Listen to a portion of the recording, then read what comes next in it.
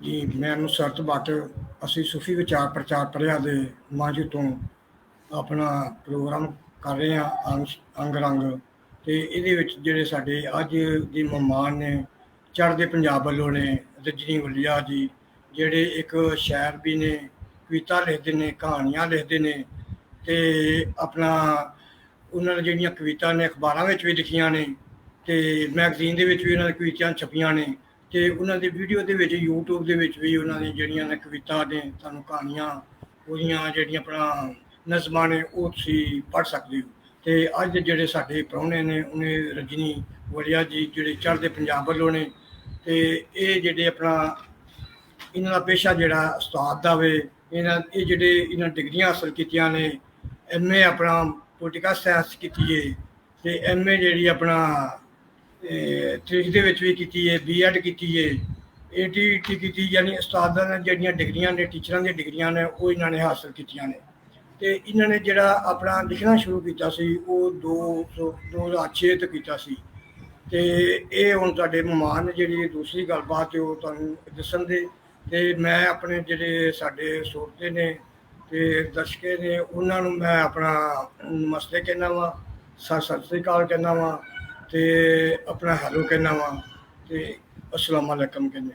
ਤੇ ਸਾਡੇ ਦਰਸ਼ਕਾਂ ਦੀ ਮਿਹਰਬਾਨੀ ਕਿ ਜਿਹੜੇ ਸਾਨੂੰ ਵਹਿੰਦੇ ਰਹਿੰਦੇ ਨੇ, ਸਾਡੇ ਨਾਲ ਜੁੜੇ ਰਹਿੰਦੇ ਨੇ, ਤੇ ਸਾਨੂੰ ਸਾਡੀ ਹੌਸਲਾ ਅਫਜ਼ਾਈ ਕਰਦੇ ਰਹਿੰਦੇ ਨੇ। ਤੇ ਮੈਂ ਇਹ ਸੂਫੀ ਵਿਚਾਰ ਪ੍ਰਚਾਰ ਮੇਰੇ ਮਨ ਤੋਂ ਸਾਰਿਆਂ ਨੂੰ ਵੈਲਕਮ ਕਹਿੰਦਾ ਵਾਂ, ਆਪਣੇ ਸਰੋਤਿਆਂ ਨੂੰ ਵੀ। ਤੇ ਉਹਨਾਂ ਦੇ ਆਪਣੇ ਸਰੋਤਿਆਂ ਦੇ ਰੂਬਰੂ ਜਿਹੜਾ ਮੈਂ ਆਪਣਾ ਆਇਆ ਵਾਂ। ਤੇ ਰਜਨੀ ਜੀ, ਆਪਣਾ ਇਹਨਾਂ ਦਾ ਮੈਂ ਸਵਾਗਤ ਕਰਨਾ ਵਾਂ ਕਿ ਸਾਡੇ ਇਸ ਮੰਚ 'ਤੇ ਆਏ ਨੇ, ਤੇ ਸਾਡੀ ਨਾਲ ਗੱਲਬਾਤ ਕਰਨ ਦੇ ਤੇ ਸਾਨੂੰ ਬੜੀ ਖੁਸ਼ੀ ਹੋਵੇਗੀ। ਜੀ ਸਰੋਤੇ ਜੀ, ਨਮਸਕਾਰ ਜੀ। ਨਮਸਕਾਰ ਜੀ। ਪ੍ਰੋਗਰਾਮ ਦੇਖ ਰਹੇ ਸਾਰੇ ਸਰੋਤਿਆਂ ਨੂੰ ਮੇਰੇ ਵੱਲੋਂ ਪਿਆਰ ਭਰੀ ਸਤਿ ਸ੍ਰੀ ਅਕਾਲ, ਨਮਸਕਾਰ, ਆਦਾਬ, ਸਲਾਮ। ਉਮੀਦ ਕਰਦੀ ਹਾਂ ਸਾਰੇ ਠੀਕ ਹੋਵੋਗੇ, ਤੇ ਤਹਿ ਦਿਲੋਂ ਧੰਨਵਾਦ ਕਰਦੀ ਹਾਂ ਤੁਹਾਡਾ, ਜਿਨ੍ਹਾਂ ਨੇ ਮੈਨੂੰ ਇੱਥੇ ਆਵਾਜ਼ ਦਿੱਤੀ। ਸ਼ੁਕਰੀਆ ਜੀ। ਜੀ ਆਪਣਾ ਰਜਨੀ ਜੀ, ਆਪਣਾ ਸਾਡਾ ਇਹ ਪ੍ਰੋਗਰਾਮ ਆਪਣਾ ਚਾਨਣ ਵਰਗੇ ਲੋਕ, ਯਾਨੀ ਜਿਹੜੇ ਆਪਣੇ ਸਮਾਜ ਦੇ ਵਿੱਚ ਚਾਨਣ ਜਿਹੜਾ ਕਰ ਰਹੇ ਨੇ, ਆਪਣਾ ਲਿਖਾਈ ਦੇ ਜ਼ਰੀਏ, ਲਿਖਤਾਂ ਦੇ ਜ਼ਰੀਏ, ਜਾਂ ਆਪਣਾ ਸਿਆਸਤ ਦੇ ਜ਼ਰੀਏ, ਯਾਨੀ ਕਿਸੇ ਵੀ ਹਵਾਲੇ ਦੇ ਵਿੱਚ ਆਪਣੀ ਸਮਾਜ ਦੀ ਸੇਵਾ ਕਰ ਰਹੇ ਨੇ। ਤੇ ਜਿਹੜੇ ਲਿਖਾਰੀ ਨੇ, ਉਹ ਵੀ ਇੱਕ ਵੱਡੀ ਵੱਡੀ ਸਮਾਜ ਦੀ ਸੇਵਾ ਕਰਦੇ ਨੇ, ਕਿਉਂਕਿ ਇਸ ਤੋਂ ਵੱਡੀ ਸਮਾਜ ਸੇਵਾ ਕੋਈ ਵੀ ਨਹੀਂ ਹੈਗੀ। ਤੇ ਤੁਸੀਂ ਆਪਣਾ ਜਿਹੜੀ ਤੁਹਾਡੀਆਂ ਰਚਨਾ ਨੇ, ਉਹਦੇ ਵਿੱਚ ਮੈਂ ਵੇਖਦਾ ਵਾਂ ਕਿ ਉਹਦੇ ਵਿੱਚ ਮਜ਼ਦੂਰ ਦੀ ਗੱਲ ਹੁੰਦੀ ਹੈ, ਲੁਕਾਈ ਦੀ ਗੱਲ ਹੁੰਦੀ ਹੈ, ਆਮ ਲੋਕਾਂ ਦੀ ਗੱਲ ਹੁੰਦੀ ਹੈ। ਤੇ ਇਹ ਰਚਨਾ ਇਹ ਸਾਨੂੰ ਇਹ ਚੀਜ਼ਾਂ ਲਿਖਾਰੀਆਂ ਨੂੰ ਦੱਸਦੀਆਂ ਨੇ ਕਿ ਅਸੀਂ ਜਿਹੜੀ ਸਮਾਜ ਸੇਵਾ ਕਰੀਏ ਆਪਣੇ ਲਫ਼ਜ਼ਾਂ ਦੇ ਜ਼ਰੀਏ। ਤੇ ਜੀ ਤੁਹਾਡਾ ਆਪਣਾ ਮੈਂ ਇੱਕ ਛੋਟਾ ਜਿਹਾ ਤੁਹਾਡਾ ਸਵਾਲ ਹੈ ਜਿਹੜਾ ਪਹਿਲਾ, ਇਹ ਜਿਹੜਾ ਤੁਸੀਂ ਆਪਣਾ ਇੰਡੀਆ ਯਾਨੀ ਪੱਕਿਆ ਲਫ਼ਜ਼ਾਂ 'ਚ, ਬੜੇ ਸੋਹਣੇ ਲਫ਼ਜ਼ਾਂ ਵਿੱਚ ਆਪਣੀਆਂ ਇਹ ਰਚਨਾ, ਇਹ ਨਜ਼ਮਾਂ ਲਿਖੀਆਂ ਨੇ, ਇਹ ਲਿਖਣ ਦੇ ਵਿੱਚ ਯਾਨੀ ਤੁਸੀਂ ਕਿਹੜਾ ਢੰਗ ਇਸਤੇਮਾਲ ਕਰਦੇ ਹੋ, ਕਿਹੜਾ ਨੁਸਖਾ ਤੁਹਾਡੇ ਕੋਲ ਹੈ ਕਿ ਏਡੀਆਂ ਵਧੀਆ ਅੱਛੀਆਂ ਨਜ਼ਮਾਂ ਲਿਖਦੇ ਹੋ? ਸਰ, ਇਹ ਪਰਮਾਤਮਾ ਦੀ ਬਖਸ਼ਿਸ਼ ਹੀ ਕਹਿ ਸਕਦੀ ਹਾਂ ਕਿ ਸ਼ੁਰੂ ਮੈਂ ਕੀਤਾ ਸੀ 2006 ਦੇ ਵਿੱਚ ਕਵਿਤਾ ਤੋਂ। ਪਹਿਲਾਂ ਮੈਂ ਛੋਟੇ ਛੋਟੇ ਸ਼ੇਅਰ ਲਿਖਦੀ ਸੀ, ਤੇ ਇਹ ਲਗਨ ਮੈਨੂੰ ਆਪਣੇ ਪਾਪਾ ਤੋਂ ਲੱਗੀ। ਉਹ ਲਿਖਦੇ ਹੁੰਦੇ ਸੀ, ਤੇ ਉਹਨਾਂ ਤੋਂ ਹੌਲੀ ਹੌਲੀ ਮੈਨੂੰ ਇਹ ਆਦਤ ਬਣੀ। ਫਿਰ ਮੈਂ ਉਹ ਆਪਣੇ ਸ਼ੇਅਰ ਅਖਬਾਰਾਂ 'ਚ ਭੇਜਣੇ ਸ਼ੁਰੂ ਕੀਤੇ, ਉੱਥੋਂ ਮੈਨੂੰ ਹੌਸਲਾ ਅਫਜ਼ਾਈ ਮਿਲੀ। ਫਿਰ ਕਵਿਤਾ ਦੀਆਂ ਲਾਈਨਾਂ ਆਪ ਮੁਹਾਰੇ ਫੁੱਟਣ ਲੱਗੀਆਂ। ਉਸ ਤੋਂ ਬਾਅਦ ਕਵਿਤਾਵਾਂ ਨੂੰ ਮੈਂ ਛੋਟੇ ਮੈਗਜ਼ੀਨ ਜਾਂ ਜੋ ਆਪਣੇ ਲੈਵਲ ਤੇ ਜੋ ਅਖਬਾਰਾਂ ਨਿਕਲਦੀਆਂ ਸੀ, ਉਹਨਾਂ ਦੇ ਵਿੱਚ ਭੇਜਿਆ। ਉੱਥੋਂ ਹੌਲੀ ਹੌਲੀ ਹੱਲਾਸ਼ੇਰੀ ਮਿਲਦੀ ਗਈ। ਵੱਡੇ ਲੈਵਲ ਤੇ ਵੱਡੇ ਮੈਗਜ਼ੀਨਾਂ ਦੇ ਵਿੱਚ, ਜੋ ਪ੍ਰਸਿੱਧ ਮੈਗਜ਼ੀਨ, ਉਹਨਾਂ ਦੇ ਵਿੱਚ ਮੇਰੀਆਂ ਰਚਨਾਵਾਂ ਜਦੋਂ ਛਪਦੀਆਂ, ਉਦੋਂ ਹੋਰ ਹੌਸਲਾ ਅਫਜ਼ਾਈ ਹੁੰਦੀ। ਤੇ ਇਸੇ ਤਰ੍ਹਾਂ ਮੇਰੀ ਕਲਮ ਰਫਤਾਰ ਫੜਦੀ ਗਈ, ਤੇ ਪਤਾ ਨਹੀਂ ਲੱਗਿਆ ਕਿ ਕਦੋਂ ਮੈਂ 5 ਹਿੰਦੀ ਦੇ ਸਾਂਝੇ ਕਾਵ ਸੰਗ੍ਰਹਿ, ਇੱਕ ਮੇਰਾ ਪੰਜਾਬੀ ਦਾ ਟੁੱਟਣਾ ਵੀ ਖੂਬਸੂਰਤ ਹੁੰਦਾ ਹੈ, ਉਹ ਕਾਵ ਸੰਗ੍ਰਹਿ ਆ ਚੁੱਕਾ ਹੈ। ਇੱਕ ਮੇਰੀ ਕਿਤਾਬ ਅੱਜ ਹੀ ਪਹੁੰਚੀ ਹੈ, ਹਜੇ ਮੇਰੇ ਕੋਲ ਤਾਂ ਪਹੁੰਚਣੀ ਆ, ਉਹ ਹਿੰਦੀ ਦੀ ਮੇਰੇ ਕੋਲ ਛਪ ਕੇ ਤਿਆਰ ਹੋ ਚੁੱਕੀ ਆ। ਤੇ 2 ਕਿਤਾਬਾਂ ਮੇਰੀਆਂ ਪੰਜਾਬੀ ਦੀਆਂ ਛਪਾਈ ਅਧੀਨ ਆ। ਤੁਸੀਂ ਜੀ ਰਜਨੀ ਜੀ, ਤੁਸੀਂ ਤੇ ਬੜੇ ਆਪਣਾ ਮਸ਼ਕੀ ਪੰਜਾਬ ਦੇ ਸਰਮਾਇਆ ਹੋ। ਯਾਨੀ ਇੰਨਾ ਤੁਸੀਂ ਕੰਮ ਕੀਤਾ ਫਿਕਸ਼ਨ ਦੇ ਵਿੱਚ ਕਿ ਬਹੁਤ ਕੁਛ ਲਿਖਿਆ ਹੋਵੇ। ਤੇ ਇਹ ਵੀ ਇੱਕ ਸੀ ਕਿ ਤੁਹਾਡੇ ਕਈਆਂ ਦੇ ਪਰਿਵਾਰ ਵੱਲੋਂ ਜਿਹੜਾ ਨਾ ਅਮੂਮਨ ਬੀਬੀਆਂ ਨੂੰ ਲਿਖਣ ਵਾਸਤੇ ਬੜਾ ਮੁਸ਼ਕਲ ਦਾ ਸਾਹਮਣਾ ਕਰਨਾ ਪੈਂਦਾ। ਮੈਨੂੰ ਜਿਵੇਂ ਤੁਹਾਨੂੰ ਦੱਸਿਆ ਕਿ ਸਾਡੇ ਵਾਲਦ ਸਾਹਿਬ ਵੀ ਲਿਖਦੇ ਰਹੇ ਨੇ, ਤੇ ਜ਼ਾਹਰ ਹੈ ਫਿਰ ਤੁਹਾਨੂੰ ਤੇ ਕੋਈ ਉਹ ਜਿਹੜੀ ਮੁਸ਼ਕਲ ਦੂਸਰੀਆਂ ਬੀਬੀਆਂ ਨੂੰ ਹੁੰਦੀ ਹੈ ਲਿਖਣ ਪੜ੍ਹਨ 'ਚ, ਕਿ ਕਵੀ ਦਰਬਾਰ 'ਤੇ ਜਾਣ ਦੇ ਜਾਂ ਹੋਰ ਅੰਗ ਰੰਗ ਜਿਹੜੇ ਹੁੰਦੇ ਉਹਨਾਂ ਵਿੱਚ ਭਾਗ ਲੈਣ ਦਾ ਜਿਹੜਾ ਹੁੰਦਾ ਵੇ ਮੁਸ਼ਕਲ ਪੇਸ਼ ਹੁੰਦੀ। ਤੁਹਾਨੂੰ ਤੇ ਕੋਈ ਨਹੀਂ ਹੁੰਦੀ, ਕਿਉਂਕਿ ਤੁਹਾਡੇ ਤੇ ਵਾਲਦ ਸਾਹਿਬ ਖੁਦ, ਜਿਵੇਂ ਤੁਸੀਂ ਦੱਸਦੇ ਹੋ, ਤੁਹਾਡੇ ਵਾਲਦ ਸਾਹਿਬ ਜਿਹੜੇ ਖੁਦ ਹਿੱਸਾ ਲੈਂਦੇ ਸਨ, ਉਹ ਲਿਖਦੇ ਸਨ। ਤੁਹਾਨੂੰ ਤੇ ਯਾਨੀ ਹਾਂਜੀ ਹੌਸਲਾ ਉਹ ਹੁੰਦਾ। ਹਾਂਜੀ ਉਹ ਹਿੱਸਾ ਲੈਂਦੇ ਸੀ, ਪਰ ਉਸ ਟਾਈਮ ਤੱਕ ਵੀ ਜਿੱਦਾਂ ਉਹ ਇਹ ਨਹੀਂ ਸੀ ਚਾਹੁੰਦੇ ਹੁੰਦੇ ਕਿ ਜਿਹੜੇ ਕਵੀ ਦਰਬਾਰਾਂ ਦੇ ਵਿੱਚ, ਹੁਣ ਤਾਂ ਮਾਹੌਲ ਬਹੁਤ ਬਦਲ ਚੁੱਕਾ ਆ ਕਿ ਕਵਿਤਰੀਆਂ ਨੂੰ ਕਵੀ ਸੰਮੇਲਨਾਂ 'ਚ ਜਾਣ ਦੀ ਆਗਿਆ ਉਦੋਂ ਨਹੀਂ ਸੀ ਲੈ ਕੇ ਜਾਂਦੇ ਉਹ, ਪਰ ਆਪਣੇ ਲੈਵਲ ਤੇ ਲਿਖਣਾ ਤੇ ਉਹਨੂੰ ਮੈਗਜ਼ੀਨ ਜਾਂ ਅਖਬਾਰਾਂ ਦੇ ਵਿੱਚ ਛਪਾਉਣਾ ਸ਼ੁਰੂ ਦੇ ਵਿੱਚ ਹੀ ਮੇਰਾ ਸ਼ੌਂਕ ਹੀ ਰਿਹਾ। ਪਹਿਲਾਂ ਮੈਂ ਕਦੇ ਕਿਸੇ ਕਵੀ ਦਰਬਾਰ ਵਿੱਚ ਵੀ ਨਹੀਂ ਸੀ ਜਾਂਦੀ, ਤੇ ਉੱਥੋਂ ਫਿਰ ਅਖਬਾਰਾਂ ਤੋਂ, ਮੈਗਜ਼ੀਨ ਤੋਂ, ਉੱਥੋਂ ਫਿਰ ਰਚਨਾਵਾਂ ਪੜ੍ਹ ਕੇ ਜਦੋਂ ਮੈਨੂੰ ਸੱਦਾ ਪੱਤਰ ਮਿਲਣਾ ਸ਼ੁਰੂ ਹੋਇਆ, ਤੇ ਹੁਣ ਤਾਂ ਪ੍ਰਮਾਤਮਾ ਦੀ ਕਿਰਪਾ ਨਾਲ ਕਾਫੀ ਕਵੀ ਸੰਮੇਲਨ, ਕਵੀ ਦਰਬਾਰ ਦੇ ਵਿੱਚ ਸ਼ਿਰਕਤ ਹੋ ਚੁੱਕੀ ਆ, ਤੇ ਹੁਣ ਮਾਹੌਲ ਵੀ ਬਦਲ ਚੁੱਕਾ ਆ। ਤੇ ਅੱਜ ਜੋ ਔਰਤ ਹੈ ਉਹਨੂੰ ਪਹਿਲਾਂ ਦੇ ਨਾਲੋਂ ਸਮੱਸਿਆਵਾਂ ਤਾਂ ਹੈ, ਕਿਉਂਕਿ ਇੱਕ ਗ੍ਰਹਿਸਥੀ ਸੰਭਾਲਣੀ, ਨੌਕਰੀ ਕਰਨੀ, ਬੱਚੇ ਦੇਖਣੇ, ਨਾਲ ਦੀ ਨਾਲ ਲਿਖਣਾ, ਤੇ ਫਿਰ ਆਪਣਾ ਸਾਹਿਤ ਨੂੰ ਆਪਣਾ ਸਮਾਂ ਦੇਣਾ, ਉਹਦੇ ਲਈ ਇੱਕ ਅਲੱਗ ਤੁਹਾਨੂੰ ਆਪਣਾ ਸਿਸਟਮ ਸੈੱਟ ਕਰਨਾ ਪੈਂਦਾ ਆ ਕਿ ਅਸੀਂ ਕਦੋਂ ਕਿਚਨ ਦਾ ਕੰਮ ਖਤਮ ਕਰਨਾ, ਕਦੋਂ ਬੱਚਿਆਂ ਨੂੰ ਟਾਈਮ ਦੇਣਾ, ਕਦੋਂ ਨੌਕਰੀ ਦਾ ਕੰਮ ਕਰਨਾ। ਇਹ ਸੰਤੁਲਨ ਬਣਾ ਕੇ ਰੱਖਣਾ ਜਿਹੜਾ ਉਹ ਬਹੁਤ ਜ਼ਰੂਰੀ ਆ, ਔਰ ਇਹ ਸੰਤੁਲਨ ਜਦੋਂ ਬਣਾ ਕੇ ਰੱਖਿਆ ਜਾਂਦਾ ਆ ਫਿਰ ਸਾਨੂੰ ਕੋਈ ਦਿੱਕਤ ਨਹੀਂ ਆਉਂਦੀ, ਔਰ ਪਰਿਵਾਰ ਵੀ ਪੂਰੀ ਸਪੋਰਟ ਕਰਦਾ ਆ। ਅਜੇ ਤੱਕ ਮੈਨੂੰ ਹਰ ਇੱਕ ਦਾ ਸਾਥ ਮਿਲਿਆ ਆ, ਉਹਦੇ ਲਈ ਮੈਂ ਉਸ ਪਰਮਾਤਮਾ ਦੀ ਵੀ ਸ਼ੁਕਰਗੁਜ਼ਾਰ ਹਾਂ ਕਿ ਉਹਨਾਂ ਨੇ ਮੈਨੂੰ ਇੱਥੋਂ ਤੱਕ ਮੌਕਾ ਦਿੱਤਾ। ਅੱਛਾ, ਇਹ ਤੁਸੀਂ ਤੇ ਆਪਣਾ ਇਹ ਅਵਾਰਡ ਤੁਹਾਨੂੰ ਮਿਲਿਆ ਵੇ ਖਾਣ ਪਕਾਉਣ ਦੇ ਵਿੱਚ ਵੀ, ਕੁਕਿੰਗ ਦੇ ਵਿੱਚ ਵੀ, ਤੇ ਇਹਦਾ ਹਾਂਜੀ ਮਤਲਬ ਤੁਸੀਂ ਅੱਛਾ ਖਾਣਾ ਵੀ ਪਕਾ ਲੈਂਦੇ ਹੋ। ਤੁਹਾਡੇ ਤੋਂ ਸੌ ਪਰਿਵਾਰ ਤੁਹਾਡਾ ਬੜਾ ਹੀ ਖੁਸ਼ ਹੁੰਦਾ ਹੋਣਾ ਵੇ, ਉਹ ਕਹਿੰਦੇ ਨੇ ਚਲੋ ਆਪਣਾ ਵੀ ਹਾਂਜੀ ਕੰਮ ਸਰ, ਕਰ ਮੈਨੂੰ ਲਵੇ। ਕੁਕਿੰਗ ਦਾ ਸ਼ੌਂਕ ਆ, ਤੇ ਕੁਕਿੰਗ ਦਾ ਕੰਪੀਟੀਸ਼ਨ ਹੋਇਆ ਸੀ ਤੇ ਮਹਾਰਾਸ਼ਟਰ ਤੋਂ ਅਵਾਰਡ ਮਿਲਿਆ ਮੈਨੂੰ। ਕੁਕਿੰਗ, ਸਿਲਾਈ ਕਢਾਈ, ਬੁਣਾਈ ਤੇ ਪੇਂਟਿੰਗ ਦਾ ਮੈਨੂੰ ਸ਼ੁਰੂ ਤੋਂ ਹੀ ਸ਼ੌਂਕ ਸੀ। ਕਾਫੀ ਮੈਂ ਵੱਡੇ ਪੱਧਰ ਤੱਕ ਪੇਂਟਿੰਗ ਤਿਆਰ ਕੀਤੀਆਂ, ਤੇ ਕੁਕਿੰਗ ਦੇ ਵਿੱਚ ਮੈਨੂੰ ਅਵਾਰਡ ਮਿਲ ਚੁੱਕੇ ਆ, ਪੇਂਟਿੰਗ 'ਚ ਵੀ ਮਿਲ ਚੁੱਕੇ ਆ, ਨੈਚੁਰਲ ਕੇਅਰ ਅਵਾਰਡ ਵੀ ਮੈਨੂੰ ਮਿਲ ਚੁੱਕੇ। ਦੈਨਿਕ ਜਾਗਰਣ ਅਖਬਾਰ ਵਾਲਿਆਂ ਨੇ ਦਿੱਤਾ ਸੀ ਨੈਚੁਰਲ ਕੇਅਰ ਅਵਾਰਡ, ਉੱਥੇ ਉਹਨਾਂ ਨੇ ਕੰਪੀਟੀਸ਼ਨ ਕਰਵਾਏ ਸੀ, ਸਵਾਲ ਜਵਾਬ ਹੋਏ, ਉਹਨਾਂ ਦੇ ਵਿੱਚ ਮੈਂ ਉਹ ਅਵਾਰਡ ਲਿਆ ਸੀ। ਤੇ ਇਹ ਵੀ ਪਰਮਾਤਮਾ ਦੀ ਬਖਸ਼ਿਸ਼ ਆ ਕਿ ਮੈਂ ਵੱਖ-ਵੱਖ ਜਿਹੜੇ ਸਿਰਫ ਇੱਕੋ ਹੀ ਮੇਰਾ ਨਹੀਂ ਹੈ ਕਿ ਮੈਂ ਸਿਰਫ ਪੜ੍ਹਾਉਣਾ ਹੀ ਨਹੀਂ ਆ, ਮੈਂ ਹਰ ਕੰਮ ਦੇ ਵਿੱਚ ਮਾਹਰ ਕਰਨ ਦੇ ਵਿੱਚ ਵੀ ਮੇਰੇ ਪਾਪਾ ਦਾ ਸਹਿਯੋਗ ਰਿਹਾ, ਕਿ ਉਹ ਹਮੇਸ਼ਾ ਕਹਿੰਦੇ ਸੀ ਕਿ ਕੁੜੀਆਂ ਨੂੰ ਹਰ ਕੰਮ 'ਚ ਮਾਹਰ ਹੋਣਾ ਚਾਹੀਦਾ ਤਾਂ ਕਿ ਤੁਹਾਨੂੰ ਜ਼ਿੰਦਗੀ 'ਚ ਕਦੇ ਦਿੱਕਤ ਨਾ ਆਵੇ, ਆਪਣੇ ਪੈਰਾਂ ਤੇ ਖਲੋਤੇ ਹੋਵੋ, ਆਪਣੇ ਹਰ ਗੁਣ ਤੁਹਾਡੇ ਹੱਥ ਵਿੱਚ ਹੋਵੇ। ਪਤਾ ਨਹੀਂ ਹੁੰਦਾ ਕਿ ਕਿਹੜੇ ਮੌਕੇ ਤੇ ਤੁਹਾਡਾ ਕਿਹੜਾ ਗੁਣ ਤੁਹਾਡੇ ਕੰਮ ਆ ਜਾਣਾ ਆ। ਤੇ ਉਹਨਾਂ ਦੀ ਇਹ ਗੱਲ ਹੁਣ ਇਸ ਦੁਨੀਆ 'ਚ ਨਹੀਂ ਆ, ਪਰ ਉਹਨਾਂ ਦੀ ਇਹ ਗੱਲ, ਉਹਨਾਂ ਦੀ ਸਿੱਖਿਆ, ਉਹਨਾਂ ਦੀਆਂ ਸਿਖਾਈਆਂ ਹੋਈਆਂ ਗੱਲਾਂ ਸਾਰੀ ਜ਼ਿੰਦਗੀ ਮੇਰੇ ਨਾਲ ਹਮੇਸ਼ਾ ਤੁਰੀਆਂ ਰਹਿਣਗੀਆਂ। ਜਿਵੇਂ ਕਿ ਤੁਸੀਂ ਤੇ ਹੁਣ ਖਾਣ ਪਕਾਉਣ ਅੱਛੀ ਤਰੀਕੇ ਨਾਲ ਜਾਣਦੇ ਹੋ, ਤੇ ਅਸਲ ਜਿਹੜਾ ਮੇਰਾ ਖਿਆਲ ਹੈ ਜਿਹੜਾ ਕੁਛ ਔਰਤਾਂ ਤੇ ਪਾਬੰਦੀ ਹੁੰਦੀ ਹੈ ਨਾ, ਆਪਣਾ ਉਹ ਕਵੀ ਦਰਬਾਰਾਂ ਦੇ ਜਾਣ ਦੀ ਜਾਂ ਆਪਣਾ ਅੰਗ ਰੰਗ ਦੇ ਵਿੱਚ ਜਿਹੜੇ ਕੋਈ ਹਿੱਸਾ ਲੈਣ ਦੀ ਜਾਂ ਭਾਗ ਲੈਣ ਦਾ, ਉਹੀ ਵਜ੍ਹਾ ਹੁੰਦੀ ਹੈ ਕਿ ਉਹ ਖਾਣ ਪਕਾਉਣ ਦੇ ਕੰਮ ਘਰ ਤੋਂ ਛੱਡ ਕੇ ਤੇ ਉਹ ਫਿਰ ਜਦੋਂ ਸੱਜੇ ਖੱਬੇ ਕੰਮਾਂ 'ਚ ਚਲੇ ਜਾਂਦੇ ਨੇ, ਉਦੋਂ ਪਰੇਸ਼ਾਨ ਬੱਚੇ ਪਰਿਵਾਰ ਹੁੰਦਾ ਹੈ।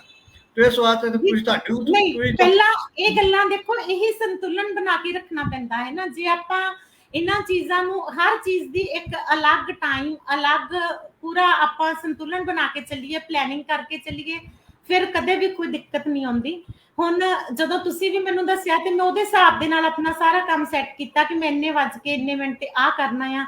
ਸੋ ਇਸ ਤਰੀਕੇ ਦੇ ਨਾਲ ਜੇ ਆਪਾਂ ਕੰਮ ਕੀਤਾ ਜਾਵੇ ਤੇ ਕਦੇ ਵੀ ਨਹੀਂ ਦਿੱਕਤ ਆਉਂਦੀ, ਕਿਉਂਕਿ ਹਰ ਚੀਜ਼ ਨੂੰ ਆਪਾਂ ਉਹਦਾ ਪੂਰਾ ਦੇ ਕੇ, ਆਪਣਾ ਟਾਈਮ ਦੇ ਕੇ, ਸਮਾਂ ਦੇ ਕੇ, ਜਿਹੜਾ ਬਚਦਾ ਟਾਈਮ ਆ ਜਾਂ ਆਪਣਾ ਬਚਾਉਣਾ ਕਿੱਦਾਂ ਆ ਟਾਈਮ, ਇਹ ਸਾਨੂੰ ਬੈਲੈਂਸ ਕਰਨਾ ਪੈਂਦਾ ਆ, ਔਰ ਇਹਦੇ ਬੈਲੈਂਸ ਕਰਨ ਦੇ ਨਾਲ ਹੀ ਬਹੁਤ ਸਾਰੀਆਂ ਮੁਸ਼ਕਲਾਂ ਹਟ ਜਾਂਦੀਆਂ।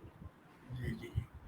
ਅੱਛਾ, ਇਹ ਆਪਣਾ ਰਜੀਵ ਲਿਆ ਜੀ, ਆਪਣਾ ਕੋਈ ਨਜ਼ਮ ਜਾਂ ਕੋਈ ਆਪਣੀ ਕਵਿਤਾ, ਕੋਈ ਕਲਾਮ ਕੋਈ ਸਾਨੂੰ ਸੁਣਾਓ, ਤੁਸੀਂ ਆਪਣੇ ਸਰੋਤਿਆਂ ਨੂੰ ਵੀ, ਦਰਸ਼ਕਾਂ ਨੂੰ ਵੀ, ਕਿ ਉਹ ਵੀ ਆਪਣਾ ਸੁਣਨ ਆਹਾਂਗੇ। ਤੁਹਾਡਾ ਆਪਾਂ ਵੇਖਦੇ ਰਹੇ YouTube ਤੇ ਵੀ ਤੁਹਾਡੇ ਕੋਲ ਵੀ ਸੁਣੇ ਮੈਂ, ਔਰ ਸਾਡੇ ਦਰਸ਼ਕ ਵੀ ਸੁਣਾ ਜਾਂ ਸੁਰਤੇ ਸੁਣਾ ਜਰਾ ਉਹਨਾਂ ਨੂੰ ਜੀ। ਹਾਂਜੀ, ਮੈਂ ਆਪਣੇ ਚੜ੍ਹਦੇ ਤੇ ਲਹਿੰਦੇ ਪੰਜਾਬ ਦੇ ਉੱਤੇ ਲਿਖੀ ਹੋਈ ਮੇਰੀ ਇੱਕ ਰਚਨਾ ਹੈ ਪੰਜ ਦਰਿਆ। ਇਹ ਮੈਂ ਤਰੰਨਮ ਦੇ ਵਿੱਚ ਸੁਣਾਉਣ ਦੀ ਇਜਾਜ਼ਤ ਚਾਹਾਂਗੀ ਤੁਹਾਡੇ ਕੋਲੋਂ। ਜੀ ਪੰਜ ਦਰਿਆ। ਜੀ।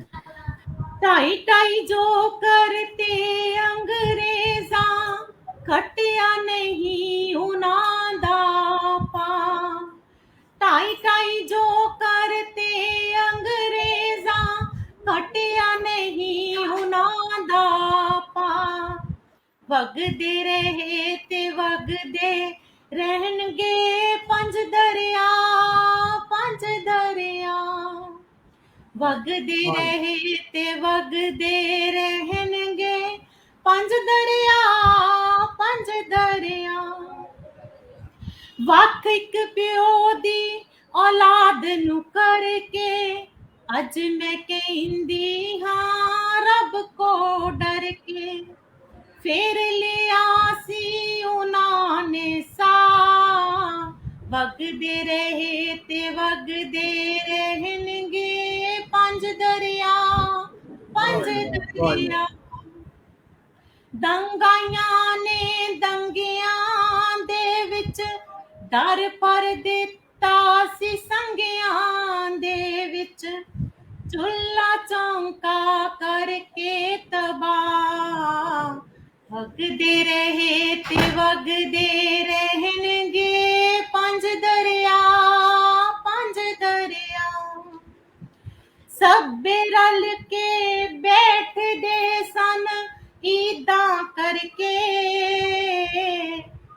ਭਾਈਆਂ ਵਿੱਚ ਇਤਫਾਕ ਸੀ ਬਈ ਦੀਦਾਂ ਕਰਕੇ।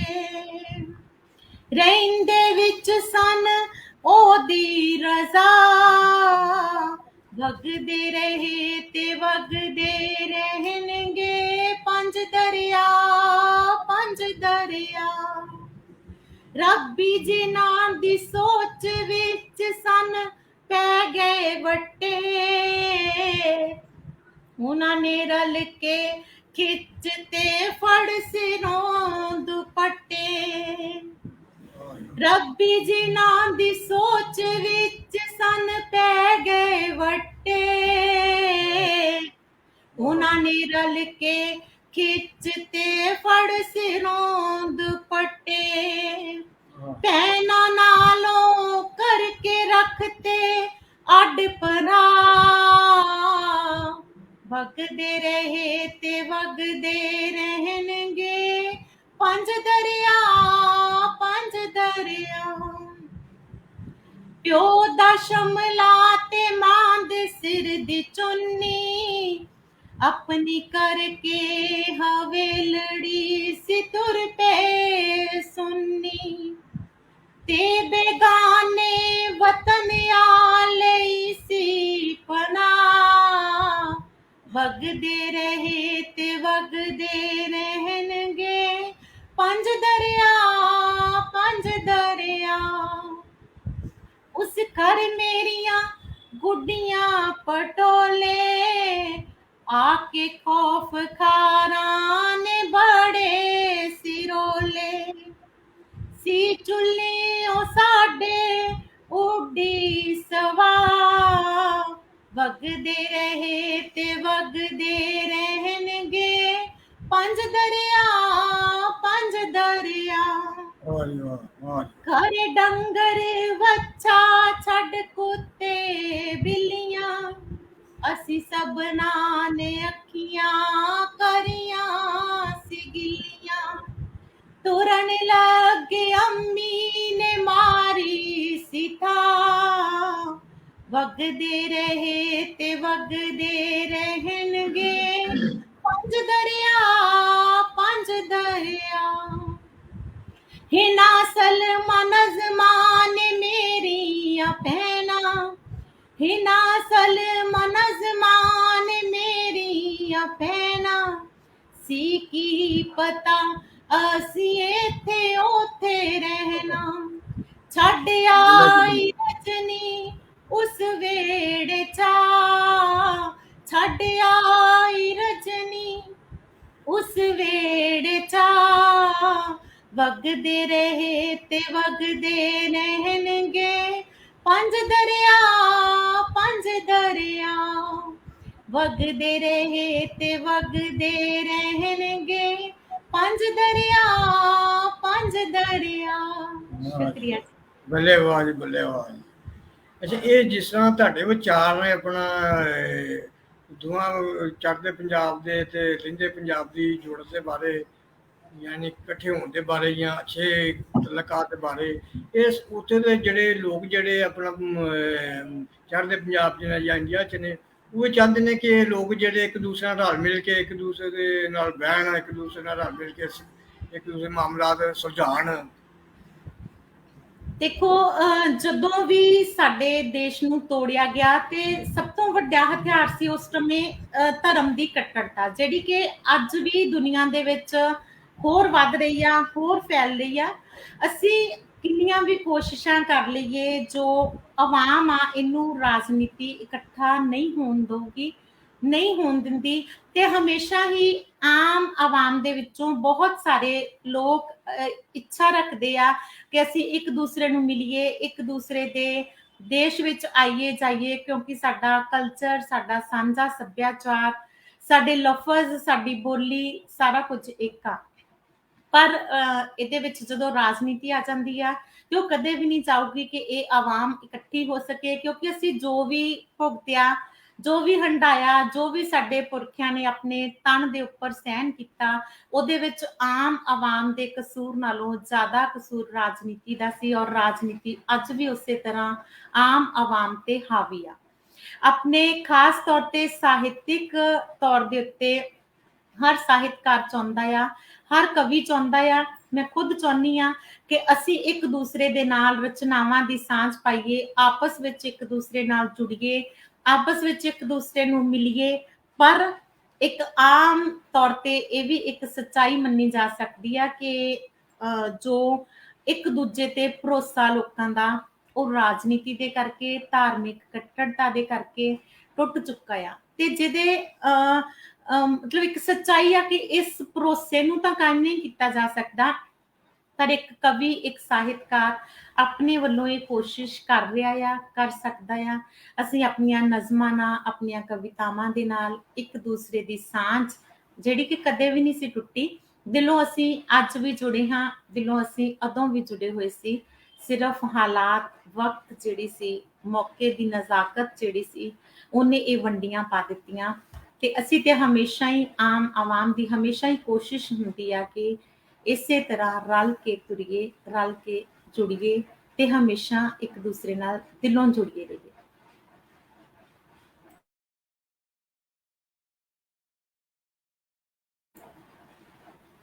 ਹੈਲੋ,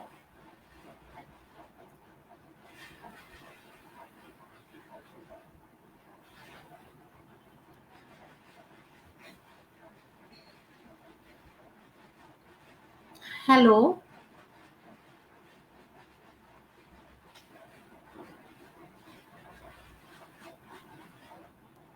मेरी आवाज आ रही है सर?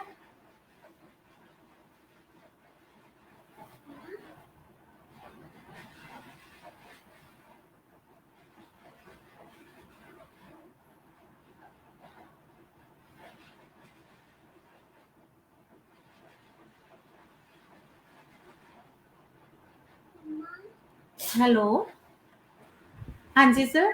ਹਾਂਜੀ, ਚਲੋ ਤੁਸੀਂ ਠੀਕ ਹੈ। ਆਪਣਾ ਗੱਲ ਹੋ ਰਹੀ ਸੀ, ਪ੍ਰੋਬਲਮ ਜਿਹਾ ਆ ਗਿਆ ਸੀ ਆਪਣਾ ਪਿੱਛੇ ਨਾ ਬੱਚਿਆਂ ਨੇ, ਤੇ ਉਹ ਨਾ ਆਪਣਾ ਤੁਸੀਂ ਗੱਲ ਕਰ ਰਹੇ ਸੋ ਆਪਣਾ ਸਾਡੇ ਦੋ ਮੁਲਕਾਂ ਦੇ ਦਰਮਿਆਨ ਜਿਹੜੀ ਆਪਣਾ ਵੰਡ ਪਈ ਹੈ। ਅੱਛਾ, ਇਹ ਜਿਹੜੀ ਵੰਡ ਸਾਡੀ ਜੋ ਦੋ ਮੁਲਕਾਂ ਦੇ ਦਰਮਿਆਨ ਪਈ ਸੀ, ਤੇ ਇਹ ਵੰਡ ਜਿਹੜੀ ਹੈ ਆਪਣਾ ਇਹ ਕਿਸੇ ਤਰੀਕੇ ਨਾਲ ਖਤਮ ਹੀ ਹੋ ਸਕਦੀ ਹੈ? ਤੁਸੀਂ ਕੀ ਚਾਹੁੰਦੇ ਹੋ ਕਿ ਵਾਕਈ ਵੰਡ ਜਿਹੜੀ ਦੀਵਾਰ ਬਣੀ ਸਾਡੇ ਦੋ ਦੇ ਦਰਮਿਆਨ, ਇਹ ਖਤਮ ਹੋਣੀ ਚਾਹੀਦੀ ਹੈ? ਦੇਖੋ, ਜੋ ਟਾਈਮ ਲੰਘ ਚੁੱਕਿਆ ਆ, ਜੋ ਪਾੜਾ ਪੈ ਚੁੱਕਿਆ ਆ, ਉਹਨੂੰ ਤਾਂ ਆਪਾਂ ਨਹੀਂ ਭਰਿਆ ਜਾ ਸਕਦਾ, ਕਿਉਂਕਿ ਕੁਝ ਜ਼ਖਮ ਜਿਹੜੇ ਆ ਉਹ ਜਦੋਂ ਵੀ ਕੁਰੇਦੇ ਜਾਂਦੇ ਆ ਉਹ ਹਮੇਸ਼ਾ ਹੀ ਖੂਨ ਕੱਢਦੇ ਆ।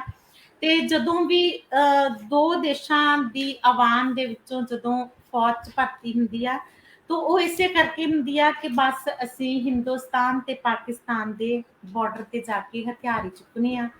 ਪਰ ਜਦੋਂ ਆਮ ਆਵਾਮ ਦੇ ਵਿੱਚੋਂ ਬਹੁਤ ਆਵਾਮ ਦੀ ਇੱਛਾ ਹੈ ਕਿ ਅਸੀਂ ਉਸ ਦੇਸ਼ ਜਾਈਏ, ਉੱਥੋਂ ਦੇ ਲੋਕਾਂ ਨੂੰ ਮਿਲੀਏ, ਤੇ ਉੱਥੋਂ ਦੇ ਲੋਕਾਂ ਦੀ ਇੱਛਾ ਹੈ ਕਿ ਅਸੀਂ ਇੱਧਰ ਆਈਏ। ਔਰ ਹਮੇਸ਼ਾ ਹੀ ਜਦੋਂ ਕਿਸੇ ਸਾਹਿਤਿਕ ਕੰਮ ਕਾਰਨ ਜਾਂ ਕਿਸੇ ਵੀ ਵਜ੍ਹਾ ਨਾਲ ਉੱਧਰ ਜਾਂ ਇੱਧਰ ਜਾਣ ਦਾ ਇੱਕ ਦੂਸਰੇ ਨੂੰ ਮੌਕਾ ਮਿਲਦਾ ਆ ਤਾਂ ਉਹਦੇ ਵਿੱਚ ਹਮੇਸ਼ਾ ਹੀ ਪਿਆਰ ਤੇ ਸਤਿਕਾਰ ਲੈ ਕੇ ਹੀ ਮੁੜਦੇ ਆ ਸਾਰੇ।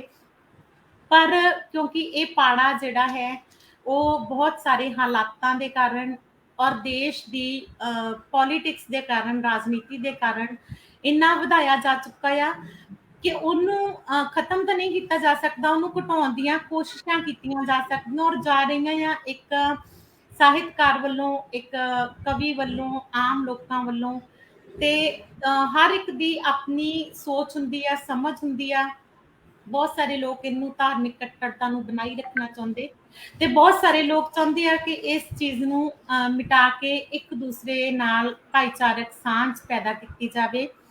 ਤੇ ਅਸੀਂ ਅੱਜ ਵੀ ਦੇਖਦੇ ਹਾਂ ਕਿ ਜਦੋਂ ਸ਼ਾਮ ਨੂੰ ਬਾਰਡਰ ਦੇ ਉੱਪਰ ਸਰਹੱਦ ਦੇ ਉੱਪਰ ਜਿਹੜੀ ਪਰੇਡ ਹੁੰਦੀ ਆ, ਜਦੋਂ ਦੇਖਣ ਲਈ ਜਾਂਦੇ ਆ ਤੇ ਉਦੋਂ ਵੀ ਇਹ ਕੋਸ਼ਿਸ਼ ਕੀਤੀ ਜਾਂਦੀ ਆ ਕਿ ਜਿਹੜੇ ਭਾਰਤ ਦੇ ਲੋਕ ਆ ਉਹ ਭਾਰਤ ਦੇ ਨਾਰੇ ਲਾਉਣ, ਪਾਕਿਸਤਾਨ ਦੇ ਲੋਕ ਪਾਕਿਸਤਾਨ ਦੇ ਨਾਰੇ ਲਗਾਉਣ। ਔਰ ਉਸ ਪਰੇਡ ਤੋਂ ਵੀ ਇਹ ਸ਼ੋਅ ਕੀਤਾ ਜਾਂਦਾ ਆ ਕਿ ਅਸੀਂ ਇੱਕ ਨਹੀਂ ਆ, ਅਸੀਂ ਹੁਣ ਦੋ ਹੋ ਚੁੱਕੇ ਆ।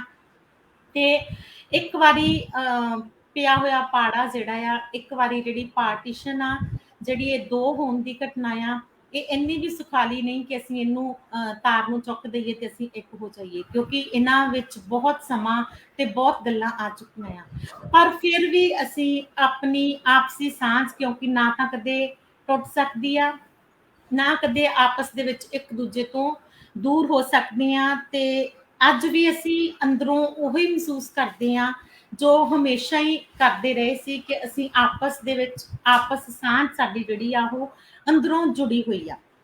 ਪਰ ਧਰਤੀ ਦੇ ਟੁਕੜੇ ਹੋ ਚੁੱਕੇ ਆ, ਪਰ ਇਨਸਾਨਾਂ ਦੇ ਟੁਕੜੇ, ਉਹਨਾਂ ਇਨਸਾਨਾਂ ਦੇ ਟੁਕੜੇ ਨਹੀਂ ਹੋਏ ਜਿਹੜੇ ਜਜ਼ਬਾਤੀ ਤੌਰ ਤੇ ਇੱਕ ਦੂਜੇ ਦੇ ਨਾਲ ਜੁੜੇ ਹੋਏ ਆ। ਫਰੀਦ ਵੀ ਸਾਂਝਾ ਆ ਸਾਡਾ ਤੇ ਨਾਨਕ ਵੀ ਸਾਂਝਾ ਆ, ਪਰ ਸਿਰਫ ਗੱਲ ਮੰਨਣ ਦੀ ਆ। ਜਿਹੜੇ ਮੰਨਦੇ ਆ ਉਹਨਾਂ ਦੇ ਲਈ ਫਰੀਦ ਤੇ ਨਾਨਕ ਵਿੱਚ ਕੋਈ ਫਰਕ ਨਹੀਂ, ਉਹਨਾਂ ਦੇ ਵਿੱਚ ਇੱਧਰਲੇ ਤੇ ਉੱਧਰਲੇ ਲੋਕਾਂ ਵਿੱਚ ਕੋਈ ਫਰਕ ਨਹੀਂ।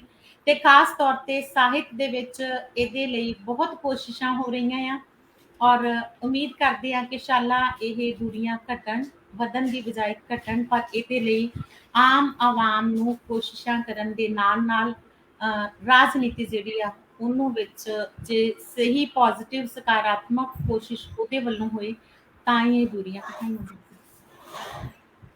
ਅੱਛਾ, ਇਹ ਨਾ ਵੈਸੇ ਜਿਹੜੀ ਅਗਰ ਦੋ ਮੁਲਕਾਂ ਦੇ ਮੈਂ ਸਮਝਣਾ ਕਿ ਤਲਾਕਾਤ ਜਿਹੜੇ ਨੇ ਅਗਰ ਅੱਛੇ ਹੋ ਜਾਂਦੇ ਨੇ ਤਾਂ ਸਾਡੀ ਆਵਾਮ ਨੂੰ ਵੀ ਤੇ ਹਕੂਮਤਾਂ ਨੂੰ ਵੀ ਫਾਇਦਾ ਹੈ। ਤਜਾਰਤ ਇੱਕ ਦੂਸਰੇ ਨਾਲ ਕਰਨ, ਇੱਕ ਦੂਸਰੇ ਨਾਲ ਆਉਣ ਜਾਣ, ਤੇ ਇੱਕ ਦੂਸਰੇ ਦੇ ਜਿਹੜੇ ਅਸੀਂ ਬਜਟ ਜਿਹੜਾ ਸਾਡਾ, ਯਾਨੀ ਭਾਵੇਂ ਉਹ ਆਪਣਾ ਇੰਡੀਆ ਹੋਵੇ ਜਾਂ ਭਾਵੇਂ ਪਾਕਿਸਤਾਨ ਹੋਵੇ, ਅਸੀਂ ਉਹਦੇ ਦਿਫਾਅ ਵਾਸਤੇ ਹੀ ਉਹਨਾਂ ਆਵਾਮ ਤੇ ਨਹੀਂ ਬਜਟ ਇਸਤੇਮਾਲ ਕਰਦੇ ਜਿੰਨਾ ਜਿਹੜਾ ਉਹ ਆਪਣੀ ਦਿਫਾਅ ਵਾਸਤੇ ਕਰਦੇ ਨੇ। ਯਾਨੀ ਅਸਲ ਦੇ ਪੈਸਾ ਲਾਉਣਾ ਚਾਹੀਦਾ ਆਪਣੀ ਆਵਾਮ ਵਾਸਤੇ, ਤੇ ਅਸੀਂ ਆਪਣੇ ਹੀ ਆਵਾਮ ਵਾਸਤੇ, ਨਾ ਤੇ ਸਾਡੇ ਪਾਕਿਸਤਾਨ ਵਾਲੇ ਆਵਾਮ ਵਾਸਤੇ ਕੋਈ ਤਵੱਜਾ ਕਰਦੇ ਨੇ ਤੇ ਨਾ ਹਿੰਦੁਸਤਾਨ ਵਾਲੇ ਜਿਹੜੇ ਨੇ ਆਵਾਮ ਵੱਲ ਤਵੱਜਾ ਕਰਦੇ। ਉਹਨਾਂ ਦੇ ਜਿਹੜੇ ਮਸਲੇ ਮਸਾਇਲ ਨੇ, ਰੋਟੀ ਪਾਣੀ ਦਾ, ਰਿਹਾਇਸ਼ ਦਾ, ਉਹਨਾਂ ਦੀ ਤਲੀਮ ਦਾ, ਉਹ ਉੱਥੇ ਤਾਂ ਉੱਥੇ ਹੀ ਮਸਲੇ ਹੁੰਦੇ ਨੇ। ਤੇ ਜਿਹੜੇ ਇਹਨਾਂ ਦੇ ਇਹ ਮਸਲੇ ਹੱਲ ਕਰਨੇ ਨੇ ਉਹ ਤੇ ਨਹੀਂ ਇਹਨਾਂ ਕਰਦੇ ਆਵਾਮ ਦੇ। ਲੇਕਿਨ ਦਫਾਅ ਦਾ ਜਿਹੜਾ ਵੇ ਉਹ ਬਜਟ ਜਿਹੜਾ ਉਹ ਸਭ ਤੋਂ ਪਹਿਲੋਂ ਆਪਣਾ ਸਾਈਡ ਤੇ ਰੱਖਦੇ ਨੇ ਜੀ ਦਫਾਅ ਦਾ। ਤਾਂ ਅਗਰ ਇਹ ਕੰਮ ਸਾਡੀ ਸੁਲ੍ਹਾ ਹੋ ਜਾਵੇ, ਇੱਕ ਦੂਸਰੇ ਨਾਲ ਆਪਣਾ ਜਿਹੜੇ ਰਲ ਮਿਲ ਕੇ ਬਹਿ ਜਾਣ, ਤੇ ਅਸੀਂ ਜਿਹੜੇ ਕਾਫੀ ਯਾਨੀ ਮਸਲੇ ਮਸਾਇਲ ਸਾਡੇ ਜੋ ਹੱਲ ਹੋ ਸਕਦੇ ਨੇ। ਤੇ ਇੱਕ ਇੱਥੇ ਆਪਾਂ ਇਹ ਗੱਲ ਕਹਿ ਸਕਦੇ ਹਾਂ ਕਿ ਜਿਵੇਂ ਇੱਕ ਜੱਦੀ ਘਰ ਹੁੰਦਾ, ਉਹਦੇ ਵਿੱਚ ਦੋ ਭਰਾਵਾਂ ਦੇ ਵਿੱਚ ਵੰਡੀ ਪੈ ਜਾਂਦੀ ਆ, ਆਪਸ ਦੇ ਵਿੱਚ ਵੰਡ ਪੈ ਜਾਂਦੀ ਆ, ਉਹਨਾਂ ਉਸ ਘਰ ਦੇ ਵਿੱਚ ਕੰਧ ਹੋ ਜਾਂਦੀ ਆ। ਪਰ ਕਿਤੇ ਨਾ ਕਿਤੇ ਉਹਨਾਂ ਦੀ ਸਾਂਝ ਇੰਨੀ ਜੁੜੀ ਹੁੰਦੀ ਆ ਕਿ ਉਹਨਾਂ ਦੀ ਇੱਛਾ ਹੁੰਦੀ ਆ ਕਿ ਮੈਂ ਕੰਧ ਦੇ ਉਸ ਪਾਰ ਜਾਵਾਂ, ਮੈਂ ਕੰਧ ਦੇ ਉਸ ਪਾਰ ਦੇਖਾਂ ਵੀ ਉੱਥੇ ਕਿਵੇਂ ਦਾ ਮਾਹੌਲ ਆ। ਉਹ ਕੰਧਾਂ ਜਿਹੜੀਆਂ ਆ ਉਹ ਇੱਕ ਟਾਈਮ ਤੱਕ ਸਾਡੇ ਆਪਸੀ ਨਫ਼ਰਤ ਦਾ ਨਤੀਜਾ ਹੁੰਦੀਆਂ ਆ, ਪਰ ਜਦੋਂ ਉਹ ਕੰਧਾਂ ਖੜੀਆਂ ਹੋ ਜਾਂਦੀਆਂ ਆ ਤਾਂ ਕਿਤੇ ਨਾ ਕਿਤੇ ਜਿਹੜੇ ਉਹਨਾਂ ਕੰਧਾਂ ਦੇ ਨਾਲ ਜੁੜੇ ਹੋਏ ਲੋਕ ਹੁੰਦੇ ਆ ਉਹਨਾਂ ਦੇ ਜਜ਼ਬਾਤ ਉਹਨਾਂ ਨੂੰ ਹਲੂਣਾ ਜ਼ਰੂਰ ਦਿੰਦੇ ਆ ਕਿ ਇਹ ਵੀ ਸਾਡੀ ਜਗ੍ਹਾ ਆ, ਅਸੀਂ ਇੱਧਰ ਦੇਖੀਏ ਜਾ ਕੇ ਇੱਧਰ ਕੀ ਆ। ਇਸੇ ਤਰ੍ਹਾਂ ਜੋ ਪਾਕਿਸਤਾਨ ਤੇ ਜੋ ਹਿੰਦੁਸਤਾਨ ਦੀ ਵੰਡ ਦੇ ਨਾਲ ਜੋ ਇੱਕ ਲੀਗ ਬਣੀ ਆ, ਉਹ ਜ਼ਰੂਰ ਖਿੱਚ ਦਿੱਤੀ ਗਈ ਆ, ਰਾਜਨੀਤੀ ਨੇ ਖਿੱਚ ਦਿੱਤੀ ਜਾਂ ਕਿਸੇ ਵੀ ਤਰ੍ਹਾਂ ਜੋ ਵੀ ਹਾਲਾਤ ਬਣੇ, ਪਰ ਫਿਰ ਵੀ ਜਿਹੜੇ ਦਿਲੋਂ ਜੁੜੇ ਹੋਏ ਲੋਕ ਆ, ਜਿਹੜੇ ਭਾਵਨਾਤਮਕ ਤੌਰ ਤੇ ਜੁੜੇ ਹੋਏ ਲੋਕ ਆ, ਉਹਨਾਂ ਦੇ ਚਾਹੇ ਕਈ ਪੁਰਖੇ ਜੁੜੇ ਹੋਏ ਸੀ, ਪਰ ਉਹਨਾਂ ਦੇ ਅਜੇ ਵੀ ਦਿਲਾਂ ਵਿੱਚ ਤਾਂਘ ਆ ਕਿ ਅਸੀਂ ਉੱਧਰ ਜਾਈਏ, ਅਸੀਂ ਉੱਧਰ ਦੇ ਲੋਕਾਂ ਨੂੰ ਮਿਲੀਏ। ਤੇ ਇਸੇ ਤਰ੍ਹਾਂ ਬਹੁਤ ਸਾਰੇ ਉੱਧਰਲੇ ਲੋਕਾਂ ਦੀ ਵੀ ਤੜਫ ਆ ਕਿ ਅਸੀਂ ਚੜ੍ਹਦੇ ਪੰਜਾਬ ਵਾਲੇ ਲੋਕਾਂ ਨੂੰ ਮਿਲੀਏ, ਉਹਨਾਂ ਨੂੰ ਜਾ ਕੇ ਉਹਨਾਂ ਨਾਲ ਸਾਂਝ ਵਧਾਈਏ। ਪਰ ਲੋਕਾਂ ਨੂੰ ਹਮੇਸ਼ਾ ਹੀ ਪਿੱਛੇ ਰੱਖ ਕੇ ਜ਼ੋਰ ਹਮੇਸ਼ਾ ਹੀ ਰਾਜਨੀਤੀ ਦਾ ਚੱਲਦਾ ਆ ਤੇ ਉਹ ਭਾਰੂ ਹੋ ਜਾਂਦੀ ਆ ਤੇ ਆਮ ਆਵਾਮ ਦੇ ਜਜ਼ਬਾਤ ਭਾਵਨਾਵਾਂ ਬਹੁਤ ਵਾਰ ਕੁਚਲੇ ਜਾਂਦੇ ਆ। ਉਦੋਂ ਵੀ ਕੁਚਲੇ ਗਏ ਸੀ ਤੇ ਹੁਣ ਵੀ ਇਹੀ ਆ ਕਿ ਹੁਣ ਵੀ ਕੁਚਲੇ ਜਾਂਦੇ ਆ, ਪਰ ਉਹਨਾਂ ਦਾ ਵੱਸ ਨਹੀਂ ਆ। ਨਹੀਂ ਤਾਂ ਬਹੁਤ ਸਾਰੇ ਲੋਕ ਚਾਹੁੰਦੇ ਆ ਕਿ ਅਸੀਂ ਫਿਰ ਦੁਬਾਰਾ ਭਾਈਆਂ ਵਾਂਗ ਇਕੱਠੇ ਹੋ ਕੇ ਰਹੀਏ, ਇੱਕ ਦੂਸਰੇ ਦੇ ਨਾਲ ਮਿਲੀਏ, ਪਰ ਬਹੁਤ ਸਾਰੇ ਹਾਲਾਤ ਮਜਬੂਰੀਆਂ ਜਿਹੜੀਆਂ ਉਹਨਾਂ ਦੇ ਰਸਤੇ ਚ ਆ ਜਾਂਦੀਆਂ। ਇਹ ਜਿਹੜੀ ਗੱਲ ਤੁਹਾਨੂੰ ਕਰਨ ਦੇ ਨਾ ਆਪਣਾ, ਇਹ ਤੁਹਾਡੇ ਨਾਲ ਵੈਸੇ ਵੀ ਜਿਹੜੀ ਇਹ ਤੁਹਾਡੇ ਐਮਏ ਮਾਸ਼ਾਅੱਲਾ ਕੀਤਾ ਵੇ, ਆਪਣਾ ਸਿਆਸਤ ਚ ਕੀਤਾ ਵੇ, ਤੇ ਤੁਸੀਂ ਜੇ ਸਾਨੂੰ ਬਿਹਤਰ ਜਾਣਦੇ ਹੋ, ਤੁਸੀਂ ਮੇਰਾ ਕਾਲਮ ਵਗੈਰਾ ਵੀ ਜਿਹੜੇ ਇਸ ਮੌਜੂਆਂ ਤੇ ਲਿਖਦੇ ਰਹਿੰਦੇ ਹੋ, ਤੇ ਇਸ ਵਾਸਤੇ ਤੁਹਾਨੂੰ ਬਹੁਤਾ ਪਤਾ ਤੇ ਤੁਹਾਡੇ ਨਾਲ ਗੁਫ਼ਤਗੂ ਇਸ ਵਾਸਤੇ ਵੀ ਅਦਬੀ ਤੇ ਹੈ ਵੇ। ਇਹ ਵੀ ਮੈਂ ਥੋੜੀ ਜਿਹੀ ਜਿਹੜੀ ਨਾ ਇਹ ਵੀ ਕਰੀ ਵੀ ਇੱਕ ਜ਼ਰੂਰੀ ਇਹ ਜਿਹੜੀ ਗੱਲ ਜਿਹੜੀ ਨਾ ਸਾਡੀ ਆਪਣਾ ਹਿੰਦੁਸਤਾਨ ਤੇ ਪਾਕਿਸਤਾਨ ਦੀ ਜੁੜਨ ਦੀ ਜਾਂ ਮਿਲਣ ਤੇ ਵਿਆਹ ਦੀ ਗੱਲ, ਉਹਦੀ ਬਾਰੇ ਇਹ ਵੀ ਇੱਕ ਜ਼ਰੂਰੀ ਹੈ ਸਵਾਲ ਕਰਨਾ। ਤੇ ਅੱਛਾ, ਇੱਕ ਤੁਹਾਡੀ ਮੈਂ ਜਿਹੜੀ ਵੀਡੀਓ ਦੇ ਵਿੱਚ YouTube 'ਚ ਉਹ ਮਜ਼ਦੂਰਾਂ ਦੀ ਜਿਹੜੀ ਇੱਕ ਸੁਣੀ ਸੀ ਆਪਣਾ ਕਵਿਤਾ, ਉਹ ਬੜੀ ਜ਼ਬਰਦਸਤ ਹੈ। ਇੱਕ ਮਜ਼ਦੂਰਾਂ ਦੀ, ਕਿਸਾਨਾਂ ਦੀ, ਤੁਸੀਂ ਉਹਨਾਂ ਦੀ ਬੜੀ ਗੱਲ ਕੀਤੀ ਹੈ। ਉਹ ਕੋਈ ਯਾਦ ਹੈ ਵੇ, ਕੋਈ ਜਾਂ ਕੋਲ ਹੈ ਵੇ ਤੇ ਸੁਣਾ ਦਿਓ, ਨਹੀਂ ਤੇ ਹੋਰ ਕੁਝ ਸੁਣਾ। ਸਰ ਮੈਂ ਵੈਸੇ ਉਜੜਿਆ ਪੰਜਾਬ ਕੀਤੀ ਸੀ, ਜੇ ਤੁਸੀਂ ਜਿਹੜੀ ਵੀ ਕਹੋਗੇ ਮੈਂ ਉਹ ਸੁਣਾ ਦਿੰਦੀ ਹਾਂ।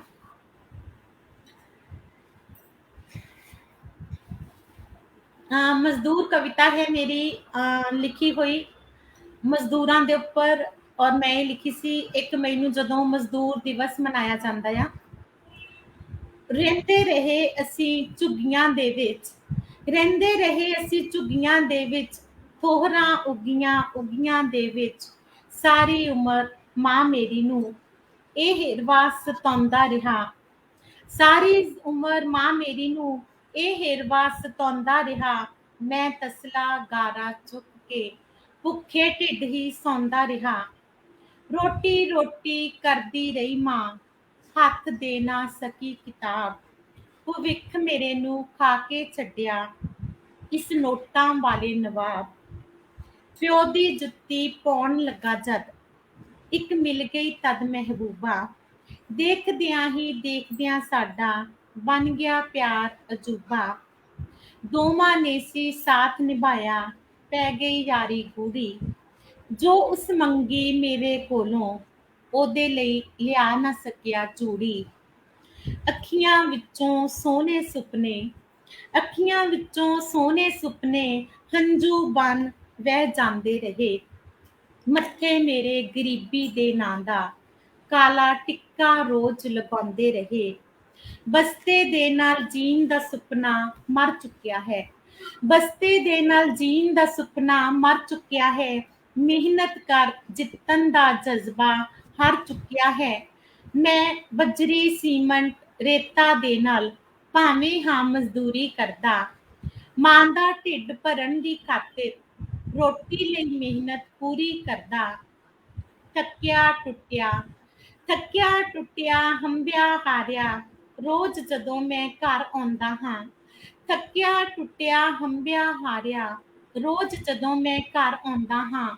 4 ਨੇ ਮੇਰੇ ਰਿਸ਼ਤੇਦਾਰ, ਸਰਦੀ ਗਰਮੀ ਧੁੱਪ ਤੇ ਛਾਂ। 4 ਨੇ ਮੇਰੇ ਰਿਸ਼ਤੇਦਾਰ, ਸਰਦੀ ਗਰਮੀ ਧੁੱਪ ਤੇ ਛਾਂ। ਸਭਨਾਂ ਦੇ ਨਾਲ ਹੱਸ ਕੇ ਵਰਤੇ, ਰੋਜ਼ ਹੀ ਇਸ ਗਰੀਬ ਦੀ ਮਾਂ। ਰਜਨੀ ਇਹ ਉੱਚੇ ਉੱਚੇ ਮਹਿਲ ਮੁਨਾਰੇ, ਇਹ ਸਭ ਇੱਕ ਮਜ਼ਦੂਰ ਉਸਾਰੇ। ਸ਼ਾਹੂਕਾਰਾਂ ਲਈ ਬੰਗਲੇ ਤੇ ਕਾਰਾਂ, ਕਿਰਤੀ ਕਾਮੇ ਲਈ ਬਣਦੇ ਢਾਰੇ, ਕਿਰਤੀ ਕਾਮੇ ਲਈ ਬਣਦੇ ਢਾਰੇ। ਸ਼ੁਕਰੀਆ ਜੀ। ਵਾਹ ਜੀ ਵਾਹ। ਰਜਨੀ ਵਾਲੀਆ ਜੀ, ਵਾਹ ਜੀ ਵਾਹ। ਇਹੋ ਹੀ ਜਿਹੜੀ ਤੁਹਾਡੀ ਕਵਿਤਾ ਹੈ ਨਾ, ਇਹੋ ਹੀ ਖੂਬਸੂਰਤੀ ਹੈ। ਇਹ ਜਿਹੜੀ ਤੁਸੀਂ ਆਪਣਾ ਲੋਕਾਂ ਦੇ ਮੁੱਦਿਆਂ ਦੀ ਗੱਲ ਕਰਦੇ ਹੋ, ਤੇ ਫਿਰ ਆਮ ਜਿਹੜੇ ਲੋਕ ਨੇ ਨਾ, ਆਪਣਾ ਮਿਹਨਤਕਸ਼ ਲੋਕ ਨੇ। ਵੇਖੋ ਜੀ, ਇੱਕ ਮਜ਼ਦੂਰ ਹੈ, ਮਿਹਨਤਕਸ਼ ਹੈ, ਕਿਸਾਨ ਹੈ। ਤੇ ਯਾਨੀ ਜਿਵੇਂ ਤੁਸੀਂ ਕਿਹਾ ਕਿ ਉਹ ਆਪਣਾ ਕਿਸਾਨ ਹੈ, ਖੇਤੀਬਾੜੀ ਕਰਕੇ ਆਪਣਾ ਸਾਰੇ ਮੁਲਕ ਨੂੰ ਜਿਹੜਾ ਵੀ ਆਪਣਾ ਉਹ ਦਾਣਾ ਉਹਨੂੰ ਦਿੰਦਾ ਵੇ, ਕਿ ਉਹ ਆਪਣਾ ਰੋਜ਼ੀ ਦਾ ਵਸੀਲਾ ਬਣਦਾ ਵੇ।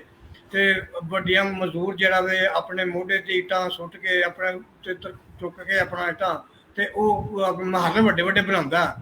ਤੋ ਸਾਡੇ ਵੇਖੋ ਮਾਸਰੇ ਵਿੱਚ ਕਿੱਡੀ ਆਪਣਾ ਨਾਇਨਸਾਫ਼ੀ ਹੈ, ਕਿ ਜਿਹੜੇ ਮਹੱਲ ਬਣਾਉਣ ਵਾਲੇ ਲੋਕ ਨੇ, ਉਹਨਾਂ ਨੂੰ ਕੋਠਾ ਵੀ ਨਸੀਬ ਨਹੀਂ ਹੈਗਾ, ਝੌਂਪੜੀ ਵੀ ਨਸੀਬ ਨਹੀਂ। ਤੇ ਜਿਹੜੇ ਲੋਕਾਂ ਸਾਰਿਆਂ ਨੂੰ ਅਨਾਜ ਦਿੰਦੇ ਨੇ, ਉਹਨਾਂ ਨੂੰ ਘਰ ਵਿੱਚ ਅਨਾਜ ਨਹੀਂ ਉਹਨਾਂ ਕੋਲ ਹੈਗਾ।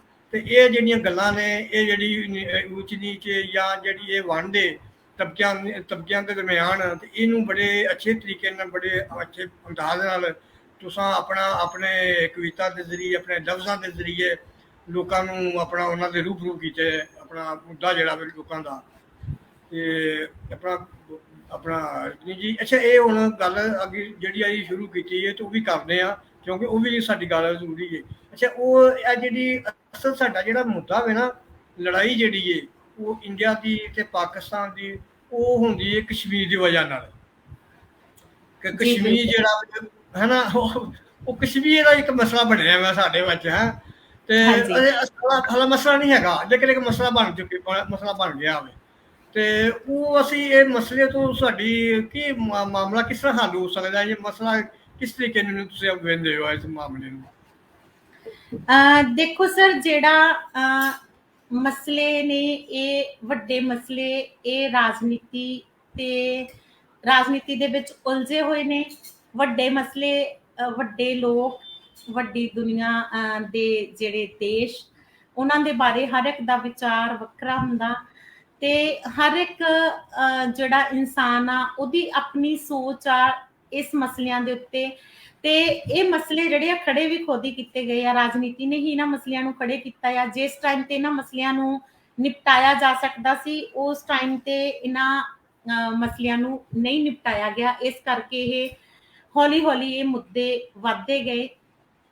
ਤੇ ਇੱਥੇ ਮੈਂ ਦੱਸਣਾ ਚਾਹਾਂਗੀ ਕਿ ਇੱਕ ਕਹਾਣੀ ਦੇ ਥਰੂ, ਕਿ ਇੱਕ ਜੰਗਲ 'ਚ ਅੱਗ ਲੱਗ ਗਈ, ਤੇ ਪੂਰਾ ਜੰਗਲ ਜਿਹੜਾ ਸੀ ਉਹ ਸੜ ਰਿਹਾ ਸੀ। ਤੇ ਉਸ ਟਾਈਮ ਤੇ ਇੱਕ ਚਿੜੀ ਦੂਰੋਂ ਤਲਾਬ ਦੇ ਵਿੱਚੋਂ ਚੁੰਝ ਦੇ ਵਿੱਚ ਪਾਣੀ ਭਰ ਕੇ ਉਸ ਜੰਗਲ ਦੀ ਅੱਗ ਦੇ ਉੱਪਰ ਸੁੱਟ ਰਹੀ ਸੀ। ਫਿਰ ਜਾਂਦੀ, ਤਲਾਬ ਚੋਂ ਪਾਣੀ ਲਿਆਉਂਦੀ, ਚੁੰਝ ਆਪਣੀ ਉਸ ਜੰਗਲ ਦੀ ਅੱਗ ਦੇ ਉੱਪਰ ਸੁੱਟ ਦਿੰਦੀ।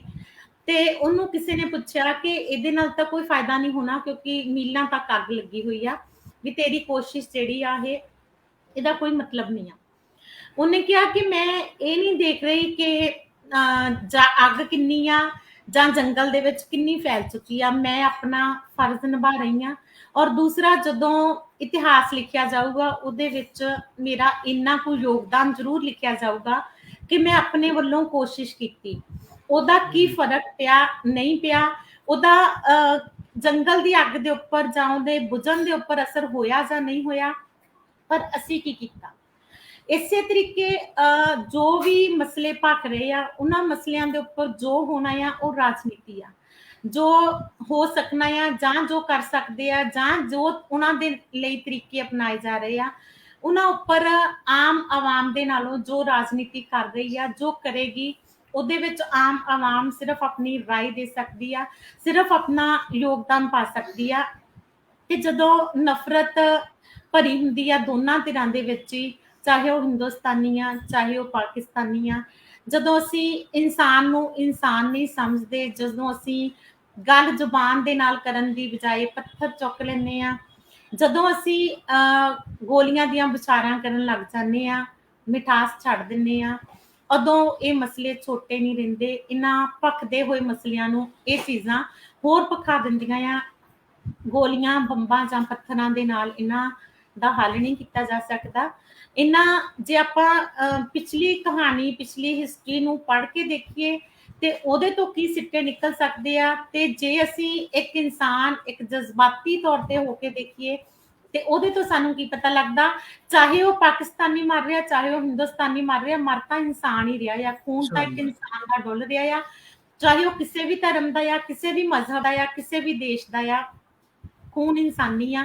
ਖੂਨ ਲਾਲ ਆ ਜਿਹੜਾ ਡੁੱਲ ਰਿਹਾ ਆ, ਇਹ ਮੈਟਰ ਨਹੀਂ ਕਰਦਾ ਕਿ ਉਹ ਖੂਨ ਪਾਕਿਸਤਾਨ ਦਾ ਡੁੱਲ ਰਿਹਾ ਜਾਂ ਹਿੰਦੁਸਤਾਨ ਦਾ ਡੁੱਲ ਰਿਹਾ, ਮੈਟਰ ਇਹ ਕਰਦਾ ਆ ਕਿ ਇੱਕ ਇਨਸਾਨ ਦੀ ਜਾਨ ਜਾ ਰਹੀ ਆ, ਔਰ ਇਹਦੇ ਪਿੱਛੇ ਜਿਹੜੀ ਨਫ਼ਰਤ ਜੋ ਭਰਿਆ ਜਾ ਰਿਹਾ ਆ, ਜੇ ਅਸੀਂ ਥੋੜੀਆਂ ਬਹੁਤੀਆਂ ਕੋਸ਼ਿਸ਼ਾਂ ਕਰਕੇ ਇਸ ਚੀਜ਼ ਨੂੰ ਸਮਝ ਕੇ ਆਪਣੇ ਵੱਲੋਂ ਕੋਸ਼ਿਸ਼ ਕਰੀਏ ਤੇ ਮੇਰੇ ਖਿਆਲ ਦੇ ਵਿੱਚ ਬਹੁਤ ਕੁਝ ਸਮਝਿਆ ਸਮਝਾਇਆ ਜਾ ਸਕਦਾ। ਅਸੀਂ ਕਈ ਵਾਰ ਆਪਣੀ ਕਵਿਤਾ ਕਹਾਣੀ ਦੇ ਥਰੂ ਹੀ ਇਹੋ ਜਿਹੀਆਂ ਗੱਲਾਂ ਦੱਸ ਲੈਂਦੇ ਆ ਕਿ ਜਦੋਂ ਮੈਂ ਕਹਾਣੀਆਂ ਲਿਖਣੀਆਂ ਸ਼ੁਰੂ ਕੀਤੀਆਂ ਸੀ ਤੇ ਮੈਂ ਇਹ ਸੋਚਦੀ ਸੀ ਕਿ ਜ਼ਿੰਦਗੀ ਇੱਕ ਕਹਾਣੀ ਆ, ਤੇ ਸਾਡੇ ਹਰ ਇੱਕ ਦੀ ਜ਼ਿੰਦਗੀ ਦੇ ਵਿੱਚ ਪਤਾ ਨਹੀਂ ਕਿੰਨੀਆਂ ਕੁ ਕਹਾਣੀਆਂ ਰੋਜ਼ ਬਣ ਜਾਂਦੀਆਂ, ਜੇ ਅਸੀਂ ਉਹਨਾਂ ਨੂੰ ਡੀਪਲੀ ਸੋਚੀਏ, ਜੇ ਅਸੀਂ ਉਹਨਾਂ ਨੂੰ ਕਾਗਜ਼ ਤੇ ਉਤਾਰੀਏ, ਤਾਂ ਹਰ ਇਨਸਾਨ ਦੀ ਜ਼ਿੰਦਗੀ ਇੱਕ ਕਹਾਣੀ ਆ, ਅਸੀਂ ਉਹਦੇ ਤੋਂ ਬਹੁਤ ਕੁਝ ਸਿੱਖ ਸਕਦੇ ਹਾਂ।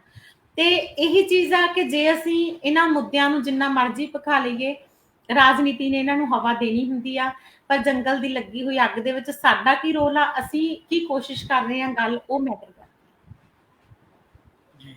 ਅੱਛਾ, ਇਹ ਆਪਣਾ ਰਜਨੀ ਜੀ ਬੜੀਆਂ ਖੂਬਸੂਰਤ, ਬੜੀਆਂ ਵਧੀਆ ਤੇ ਬੜੀਆਂ ਸਾਡੇ ਆਪਣਾ ਗੱਲਾਂ ਕਰ ਰਹੇ ਹੋ, ਤੇ ਸਾਡੇ ਅਸੀਂ ਬੜੇ ਖੁਸ਼ਕਿਸਮਤ ਆ ਕਿ ਤੁਹਾਡੇ ਨਾਲ ਅੱਜ ਸਾਡਾ ਕੋਈ ਸਾਨੂੰ ਟਾਈਮ ਦਿੱਤਾ ਹੋਵੇ ਤੇ ਇਹੋ ਜਿਹੀਆਂ ਗੱਲਾਂ ਸਾਨੂੰ ਮਿਲ ਗਈਆਂ ਨੇ। ਤੇ ਅੱਛਾ, ਇਹ ਜਿਹੜੇ ਸਾਡੇ ਇੱਕ ਵਕਤ ਮੈਂ ਸਮਝਣਾ ਕਿ ਜਦੋਂ ਆਇਆ ਇੱਕ ਹੈ ਸੀ, ਜਿਵੇਂ ਤੁਸੀਂ ਵੀ ਕਿਹਾ ਕਿ ਵਕਤ ਆਇਆ ਸੀ ਸਾਡੇ ਹਿੰਦੁਸਤਾਨ ਤੇ ਪਾਕਿਸਤਾਨ ਦੇ ਸੁਲ੍ਹਾ ਹੋਣ ਦਾ, ਉਹ ਜਦੋਂ ਇੰਦਰਾ ਗਾਂਧੀ ਸਨ ਤੇ ਇੱਥੇ ਜ਼ੁਲਫਕਾਰ ਭੁੱਟੋ ਦੀ ਹਕੂਮਤ ਸੀ, ਤੇ ਇਹ ਦੋਨਾਂ ਦੇ ਵਿੱਚ ਜਿਹੜੀ ਹਕੂਮਤਾਂ ਦਰਮਿਆਨ ਨਾ ਵਾਹਵਾ ਨਰਮੀ ਪੈਦਾ ਹੋ ਗਈ ਸੀ, ਤੇ ਇੱਕ ਦੂਸਰਿਆਂ ਵੱਲ ਇਹ ਗਏ ਵੀ ਹੈ ਸਨ, ਤੇ ਇਹਨਾਂ ਨੇ ਕੋਈ ਮਾਦਾ ਵੀ ਕੀਤਾ ਸੀ, ਤੇ ਆਪਣਾ ਜਿਹੜਾ ਨਾ ਅਸੀਂ ਇਹ ਮਾਮਲਾ ਜਿਹੜਾ ਸਾਡਾ ਕਸ਼ਮੀਰ ਦਾ ਵੀ ਹੈ ਜਾਂ ਦੂਸਰੇ ਮਾਮਲਾਤ ਨੂੰ ਸਮੇਟੀਏ ਇਹਨੂੰ, ਤੇ ਆਪਣੇ ਅਸੀਂ ਤਰੱਕੀ ਵੱਲ ਜਿਹੜੇ ਵਾਲੇ ਪਾਸੇ ਆਈਏ, ਲੇਕਿਨ ਉਹ ਮਾਮਲਾ ਜੂੰ ਤੂੰ ਰਿਹਾ, ਕਿਉਂਕਿ ਉਹ ਫਿਰ ਉਹਨਾਂ ਨੂੰ ਉਧਰ ਦੂਸਰੀ ਇੰਦਰਾ ਗਾਂਧੀ ਨਾਲ ਵੀ ਆਪਣਾ ਮਾਮਲਾ ਉਹ ਜਿਹਾ ਹੋ ਗਿਆ, ਪਹਿਲਾਂ ਤਾਂ ਜ਼ੁਲਫਕਾਰ ਭੁੱਟੋ ਨੂੰ ਫਾਂਸੀ ਦਿੱਤਾ ਗਿਆ ਪਿੱਛੋਂ ਗ੍ਰਿਫਤਾਰ ਕਰਕੇ, ਉਹ ਮਾਮਲਾ ਫਿਰ ਉਹ ਤੇ ਖਤਮ ਹੀ ਹੋ ਗਿਆ। ਤੇ ਇਹਦੇ ਵਿੱਚ ਪਤਾ ਨਹੀਂ ਕਿੰਨਾ ਲੋਕਾਂ ਦਾ ਇਨਵਾਲਵਮੈਂਟ ਸੀ ਜਾਂ ਕਿੰਨਾ ਲੋਕਾਂ ਦੀ ਦਖਲਅੰਦਾਜ਼ੀ ਸੀ ਇਹ ਮਾਮਲਾ ਨੂੰ ਖਰਾਬ ਕਰਨ ਦੀ। ਅੱਛਾ, ਕੋਸ਼ਿਸ਼ ਤੁਸੀਂ ਗੱਲ ਕੀਤੀ ਜਿਹੜੀ ਤੁਸੀਂ ਕਿਹਾ ਕਿ ਸਾਡਾ ਸਮਾਜ ਦੇ ਵਿੱਚ ਜਿਹੜਾ ਅਸੀਂ ਹਿੱਸਾ ਪਾ ਸਕਦੇ ਹਾਂ, ਖਾਲੀ ਜਿਹੜਾ ਵਾ ਆਪਣਾ ਹਿੱਸਾ ਹੀ ਪਾਉਣਾ ਹੁੰਦਾ ਕਿ ਆਪਣਾ ਅਮਨ ਵਾਸਤੇ, ਆਪਣਾ ਸਮਾਜ ਦੀ ਸ਼ਾਂਤੀ ਵਾਸਤੇ, ਮੁਲਕ ਦੀ ਸ਼ਾਂਤੀ ਵਾਸਤੇ, ਕੌਮ ਦੀ ਸ਼ਾਂਤੀ ਵਾਸਤੇ ਹਿੱਸਾ ਹੀ ਕਵਿਤਾ ਦੇ ਜ਼ਰੀਏ ਜਾਂ ਜ਼ਰੀਏ ਉਹਨਾਂ ਦੱਸਣਾ ਹੁੰਦਾ, ਤੇ ਉਹ ਅਸੀਂ ਜਿਹੜਾ ਵੀ ਲਿਖਾਰੀ ਜਿਹੜੇ ਆ ਉਹ ਆਪਣਾ ਹਿੱਸਾ ਪਾਉਂਦੇ ਹਾਂ। ਤੇ ਅੱਛਾ, ਹੋਰ ਕੋਸ਼ਿਸ਼ ਵੀ ਇਹ ਜਿਹੜੀ ਤੁਸੀਂ ਦੱਸਿਆ ਕਿ ਚਿੜੀ ਦੀ ਗੱਲ ਦੱਸੀਏ ਕਿ ਉਹ ਥੋੜਾ ਥੋੜਾ ਹਾਲਾਂਕਿ ਉਹਨੂੰ ਕਿਹਾ ਜਿਵੇਂ ਉਹਨੇ ਕਿ ਤੂੰ ਚਿੜੀ ਹੈ, ਤੂੰ ਥੋੜਾ ਥੋੜਾ ਪਾਣੀ ਲਿਆਣੀ, ਤੂੰ ਕੀ ਕਰ ਸਕਣੀ ਹੈ, ਉਹਨੇ ਕਰਨਾ ਹਿੱਸਾ ਤੇ ਪਾ ਸਕਣੀ ਹੈ। ਮੇਰਾ ਇਹ ਤਾਂ ਨਾ ਹੋਵੇ ਕਿ ਮੈਂ ਇਹ ਚੀਜ਼ ਚਾਹੁੰਦੀ ਹਾਂ ਕਿ ਤੇ ਆਪਣਾ ਹੋਵੇ, ਯਾਨੀ ਉਹ ਬੜੀ ਪਿਆਰੀ ਮਿਸਾਲ ਤੁਹਾਨੂੰ ਦਿੱਤੀ ਹੈ। ਅੱਛਾ, ਇੱਕ ਤੁਹਾਡੀ ਇਵੇਂ ਤੁਹਾਡੀ ਕਵਿਤਾ ਵੇ ਇਸ ਕੋਸ਼ਿਸ਼ ਦੇ ਬਾਰੇ, ਔਰਤ ਦੀ ਕੋਸ਼ਿਸ਼ ਬਾਰੇ ਕਿ ਮੈਂ ਜ਼ੁਲਮ ਦੇ ਖਿਲਾਫ ਡਟ ਜਾਣਾ ਵੇ ਤੇ ਅਗਾਂ ਵਧਣ ਦਾ ਰਸਤਾ ਜਿਹੜਾ ਵੀ ਆਪਣਾ ਆਪ ਬਣਾਉਣਾ ਵੇ, ਤੇ ਉਹ ਵੀ ਇੱਕ ਤੁਹਾਡੀ ਨਜ਼ਮ ਕੋਈ ਇਹੋ ਜਿਹੀ ਮੈਨੂੰ ਇੱਕ ਹੋਰ ਤੁਸੀਂ ਸਾਡੇ ਦਰਸ਼ਕ ਜਿਹੜੇ ਨੇ ਅੱਜ ਮੌਕਾ ਬਣਿਆ ਵੇ, ਸੁਰਤੇ ਜਿਹੜੇ ਬੈਠੇ ਨੇ ਸਾਡੇ ਆਪਣੀਆਂ ਗੱਲਾਂ ਬਾਤਾਂ ਸੁਣਨ ਵਾਸਤੇ, ਤੇ ਉਹਨਾਂ ਨੂੰ ਸੁਣਾਓ ਨਾ ਹੁਣ ਜੀ। ਹਾਂਜੀ, ਔਰਤ ਦੇ ਵਿਸ਼ੇ ਤੇ ਮੈਂ ਕਾਫੀ ਰਚਨਾਵਾਂ ਮੇਰੀਆਂ ਲਿਖੀਆਂ ਹੋਈਆਂ ਆ, ਉਹਨਾਂ ਦੇ ਵਿੱਚੋਂ ਮੈਂ ਅੱਜ ਆਪਣੀ ਕਵਿਤਾ ਸਮਾਧੀ ਸੁਣਾ ਸਕਦੀ ਸੀ। ਸਮਾਧੀ ਕਵਿਤਾ ਜੀ, ਸਮਾਧੀ ਬਿਲਕੁਲ ਬਹੁਤ।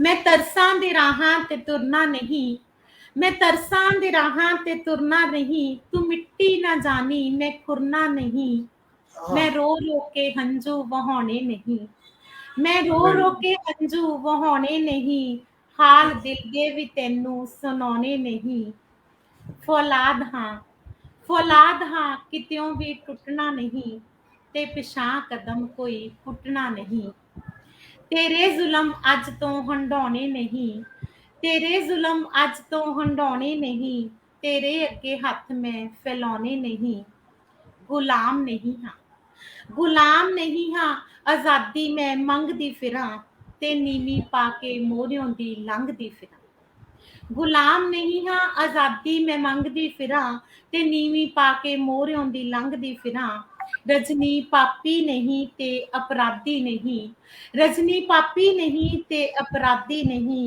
जिउंदी जागदी हां कोई समाधि नहीं, जिउंदी जागदी हां कोई समाधि नहीं।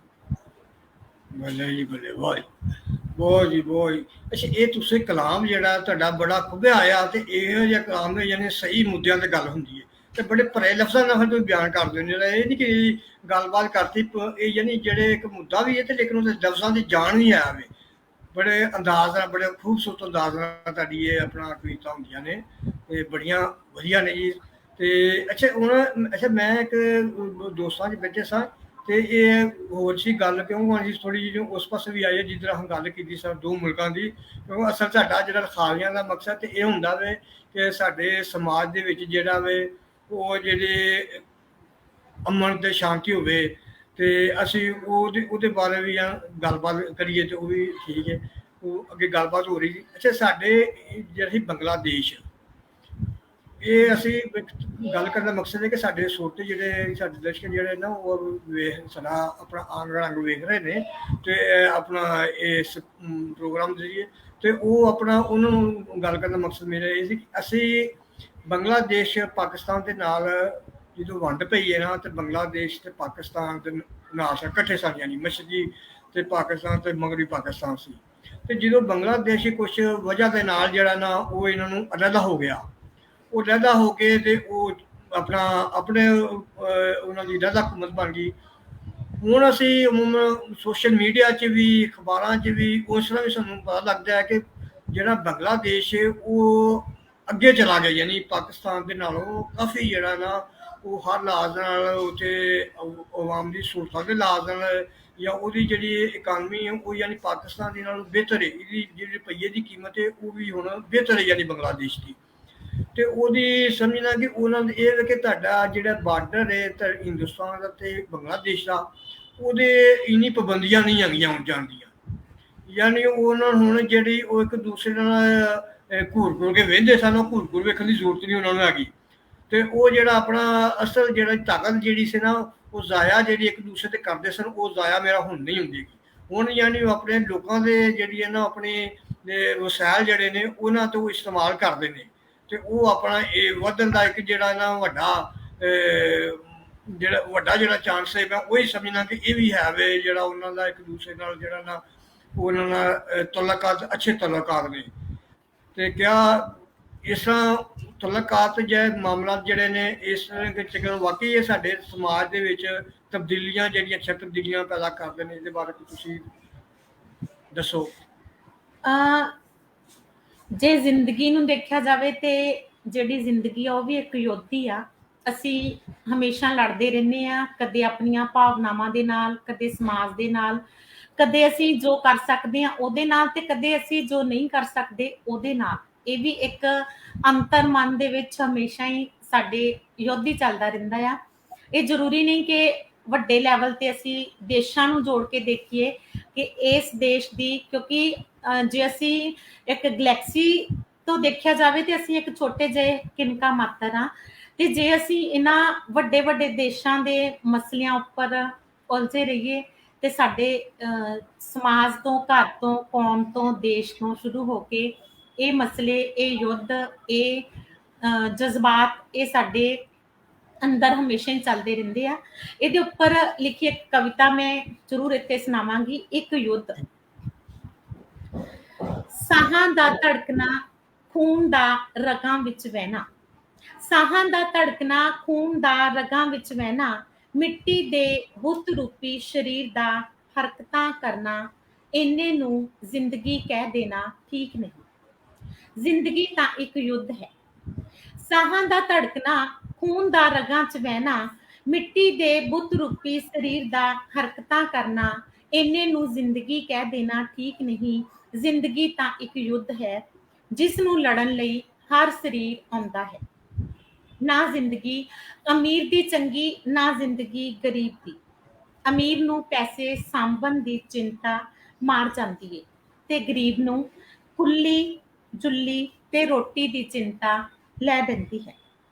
ਕੁਝ ਕਾਲਪਨਿਕ ਤੌਰ ਤੇ ਕਹਾਣੀਕਾਰਾਂ ਤੇ ਨਾਵਲਕਾਰਾਂ ਵੱਲੋਂ ਫਿਲਮਾਂ ਵਿੱਚ ਫਿਲਮਾਈ ਸੁਪਨਮਈ ਜ਼ਿੰਦਗੀ ਹਕੀਕਤ ਨਹੀਂ ਹੁੰਦੀ ਤੇ ਨਾ ਹੀ ਹਕੀਕਤ ਹੁੰਦਾ ਹੈ ਕਿਸੇ ਦੇਸ਼ ਦਾ ਕਿਸੇ ਦੂਜੇ ਦੇਸ਼ ਨਾਲੋਂ ਜੁੜ ਜਾਣਾ ਜਾਂ ਉਸ ਦੇ ਨਾਲ ਟੁੱਟੇ ਰਹਿਣਾ।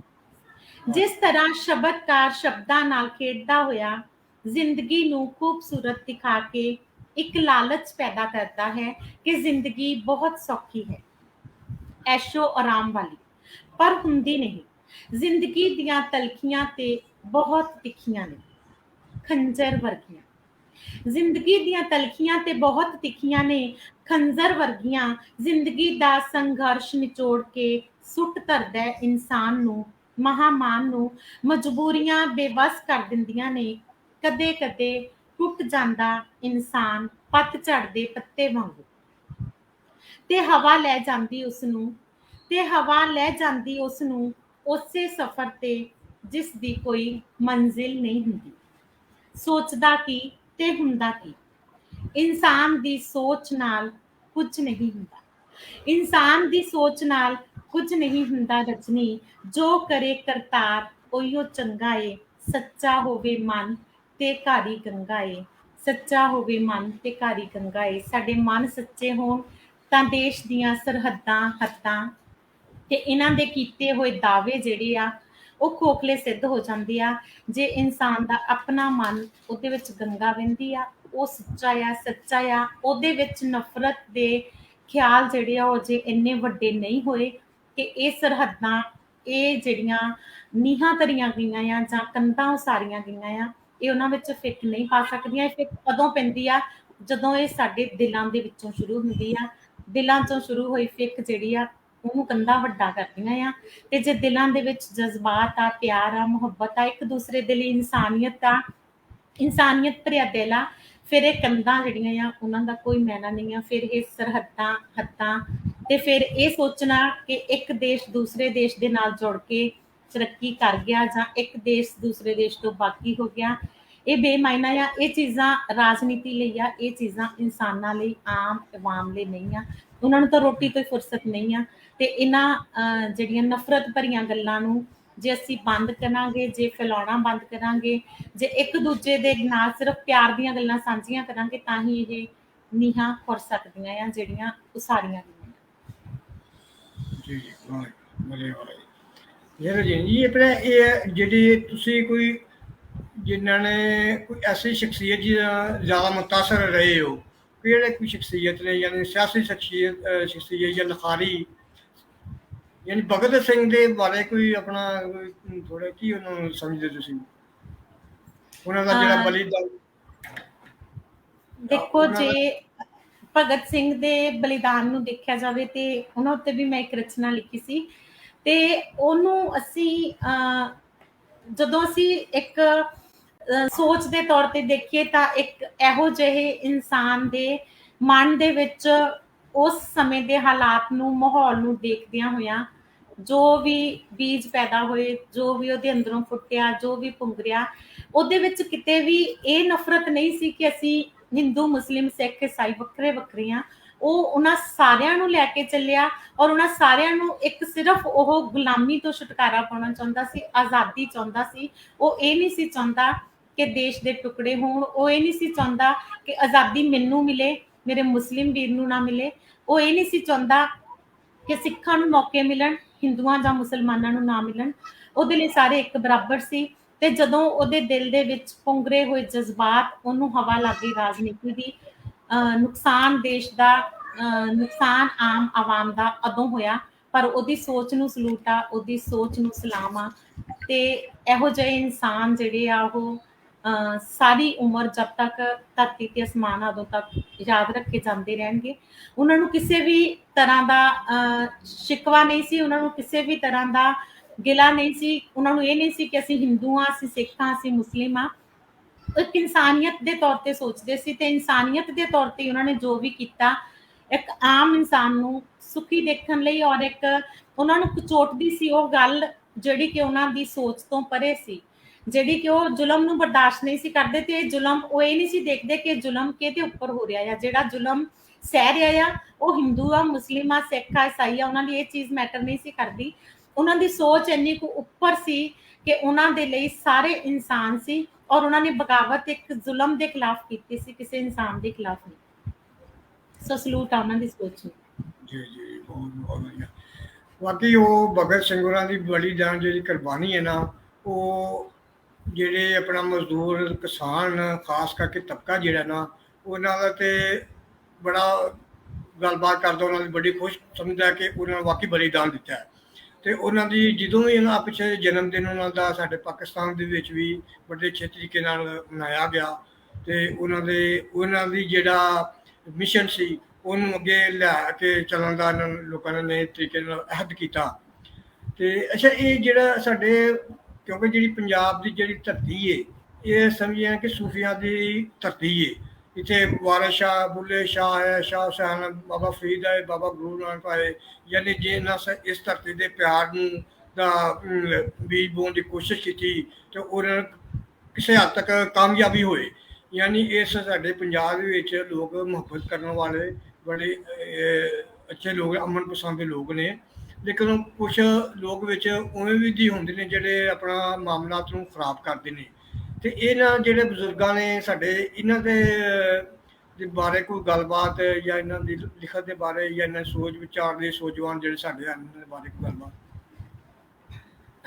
ਦੇਖੋ, ਜਿਹੜੀ ਸੋਚ ਆ ਇਹ ਹਰ ਇਨਸਾਨ ਦੀ, ਇਹ ਚਾਹੇ ਉਹ ਇਨਸਾਨ ਪਾਕਿਸਤਾਨ 'ਚ ਰਹਿ ਰਿਹਾ, ਚਾਹੇ ਉਹ ਇਨਸਾਨ ਹਿੰਦੁਸਤਾਨ 'ਚ ਰਹਿ ਰਿਹਾ, ਉਹਦੀ ਅੰਦਰਲੀ ਭਾਵਨਾ ਕਿਵੇਂ ਦੀ ਆ, ਉਹਦੀ ਸੋਚ ਕਿਵੇਂ ਦੀ ਆ, ਇਹ ਨਿਰਭਰ ਕਰਦਾ ਆ ਉਹਦੀ ਸੋਚ ਉੱਪਰ। ਜਿਵੇਂ ਇੱਕ ਗੁਬਾਰਾ ਵੇਚਣ ਵਾਲੇ ਨੂੰ ਕਿਸੇ ਬੱਚੇ ਨੇ ਪੁੱਛਿਆ ਕਿ ਜਿਹੜੇ ਗੈਸ ਨਾਲ ਉੱਡਣ ਵਾਲੇ ਗੁਬਾਰੇ ਆ, ਇਹ ਵੱਖ-ਵੱਖ ਰੰਗਾਂ ਦੇ ਗੁਬਾਰਿਆਂ ਵਿੱਚੋਂ ਕਿਹੜਾ ਗੁਬਾਰਾ ਸਭ ਤੋਂ ਜ਼ਿਆਦਾ ਉੱਡੂਗਾ, ਜਿਹੜਾ ਕਾਲੇ ਰੰਗ ਦਾ ਆ, ਲਾਲ ਦਾ ਆ, ਚਿੱਟੇ ਦਾ ਆ। ਤੇ ਉਹਨੇ ਬੜਾ ਸੋਹਣਾ ਜਵਾਬ ਦਿੱਤਾ ਕਿ ਉਹੀ ਗੁਬਾਰਾ ਜ਼ਿਆਦਾ ਉੱਡੂਗਾ, ਇਹਦੇ ਵਿੱਚ ਰੰਗ ਮੈਟਰ ਨਹੀਂ ਕਰਦਾ। ਇਹ ਚੀਜ਼ ਦੀ ਤਵੱਜੋ ਹੈ ਕਿ ਇਹਦੇ ਵਿੱਚ ਹੈ ਕੀ, ਜਿਹੜਾ ਇਹਦੇ ਅੰਦਰਲੀ ਚੀਜ਼ ਆ ਉਹ ਇਹਨੂੰ ਉਡਾਊਗੀ, ਇਹਦਾ ਰੰਗ ਨਹੀਂ ਇਹਨੂੰ ਉਡਾਊਗਾ। ਤੇ ਇਸੇ ਤਰ੍ਹਾਂ ਜਿਹੜਾ ਇਨਸਾਨ ਆ ਉਹਦੇ ਅੰਦਰਲੀ ਭਾਵਨਾ ਕਿਹੋ ਜਿਹੀ ਆ, ਉਹੀ ਨਫ਼ਰਤ ਤੇ ਪਿਆਰ ਦੀ ਉਪਜ ਪੈਦਾ ਕਰਦੀ ਆ। ਜੇ ਅਸੀਂ ਕੰਡਿਆਂ ਵਾਲੇ ਬੂਟੇ ਲਗਾਵਾਂਗੇ, ਕੰਡਿਆਂ ਵਾਲੇ ਬੂਟਿਆਂ ਦੇ ਬੀਜ ਸੁੱਟਾਂਗੇ ਜ਼ਮੀਨ ਦੇ ਵਿੱਚ, ਤਾਂ ਓਬਵੀਅਸਲੀ ਆ ਕਿ ਜਿਹੜੇ ਕੰਡੇ ਹੀ ਪੈਦਾ ਹੋਣਗੇ। ਜੇ ਅਸੀਂ ਫਲਦਾਰ ਰੁੱਖ ਲੈਣੇ ਆ ਤੇ ਸਾਨੂੰ ਬੀਜ ਜਿਹੜੇ ਆ ਧਰਤੀ ਵਿੱਚ ਉਹ ਵੀ ਫਲਦਾਰ ਰੁੱਖਾਂ ਵਾਲੇ ਹੀ ਸੁੱਟਣੇ ਪੈਣਗੇ। ਤੇ ਇਹ ਉਮੀਦ ਕਰਨਾ ਕਿ ਅਸੀਂ ਲਈਏ ਤਾਂ ਫਲ ਵਾਲੇ ਰਸੀਲੇ ਪੌਦੇ ਹੋਣ ਸਾਡੇ ਘਰ, ਪਰ ਅਸੀਂ ਬੀਜ ਉਹਨਾਂ ਧਰਤੀ ਦੇ ਵਿੱਚ ਕੰਡੇ ਵਾਲੇ ਬੀਜ ਸੁੱਟ ਦੇਈਏ, ਇਹ ਸੰਭਵ ਨਹੀਂ, ਕਿਉਂਕਿ ਕੁਦਰਤ ਬੜੀ ਵੱਡੀ ਚੀਜ਼ ਆ। ਅਸੀਂ ਜੋ ਬੀਜਾਂਗੇ ਉਹੀ ਪੈਦਾ ਹੋਊਗਾ। ਜੇ ਅਸੀਂ ਅੱਜ ਇਨਸਾਨੀ ਤੌਰ ਤੇ ਆਪਣੀ ਜ਼ਿੰਮੇਵਾਰੀ ਨਿਭਾਉਂਦੇ ਹੋਏ ਇੱਕ ਦੂਜੇ ਦੇ ਖਿਲਾਫ ਨਫ਼ਰਤ ਮਨਾਂ ਵਿੱਚ ਭਰਾਂਗੇ ਤਾਂ ਨਫ਼ਰਤ ਪੈਦਾ ਹੋਊਗੀ। ਜਦ ਅਸੀਂ ਬੱਚੇ ਨੂੰ ਜੋ ਸਿਖਾਉਂਦੇ ਹਾਂ ਬੱਚਾ ਉਹ ਵੀ ਸਿੱਖਦਾ ਹੈ। ਜੇ ਅਸੀਂ ਅੱਜ ਉਹਨੂੰ ਨਫ਼ਰਤ ਸਿਖਾਵਾਂਗੇ ਤਾਂ ਇੱਕ ਦੂਜੇ ਨਾਲ ਨਫ਼ਰਤ ਕਰਨੀ ਸਿੱਖਣਗੇ। ਜੇ ਅਸੀਂ ਉਹਨਾਂ ਨੂੰ ਪਿਆਰ ਸਿਖਾਵਾਂਗੇ ਕਿ ਇਹ ਆਪਸ ਦੇ ਵਿੱਚ ਪਿਆਰ ਪੈਦਾ ਕਰਨ ਵਾਲੀ ਭਾਵਨਾ ਰੱਖਾਂਗੇ ਤਾਂ ਬੱਚੇ ਉਹੋ ਜਿਹਾ ਸਿੱਖਣਗੇ। ਸੋ ਇਹ ਡਿਪੈਂਡ ਕਰਦਾ ਕਿ ਅਸੀਂ ਬੀਜ ਕਿਹੋ ਜਿਹਾ ਸੁੱਟਦੇ ਹਾਂ, ਨਫ਼ਰਤ ਵਾਲਾ ਕਿ ਪਿਆਰ ਵਾਲਾ, ਕੰਡਿਆਂ ਵਾਲਾ ਕਿ ਫਲਾਂ ਵਾਲਾ। ਜੋ ਅਸੀਂ ਸੁੱਟਾਂਗੇ ਉਹੀ ਸਾਨੂੰ ਮਿਲੇਗਾ। ਜੀ ਜੀ।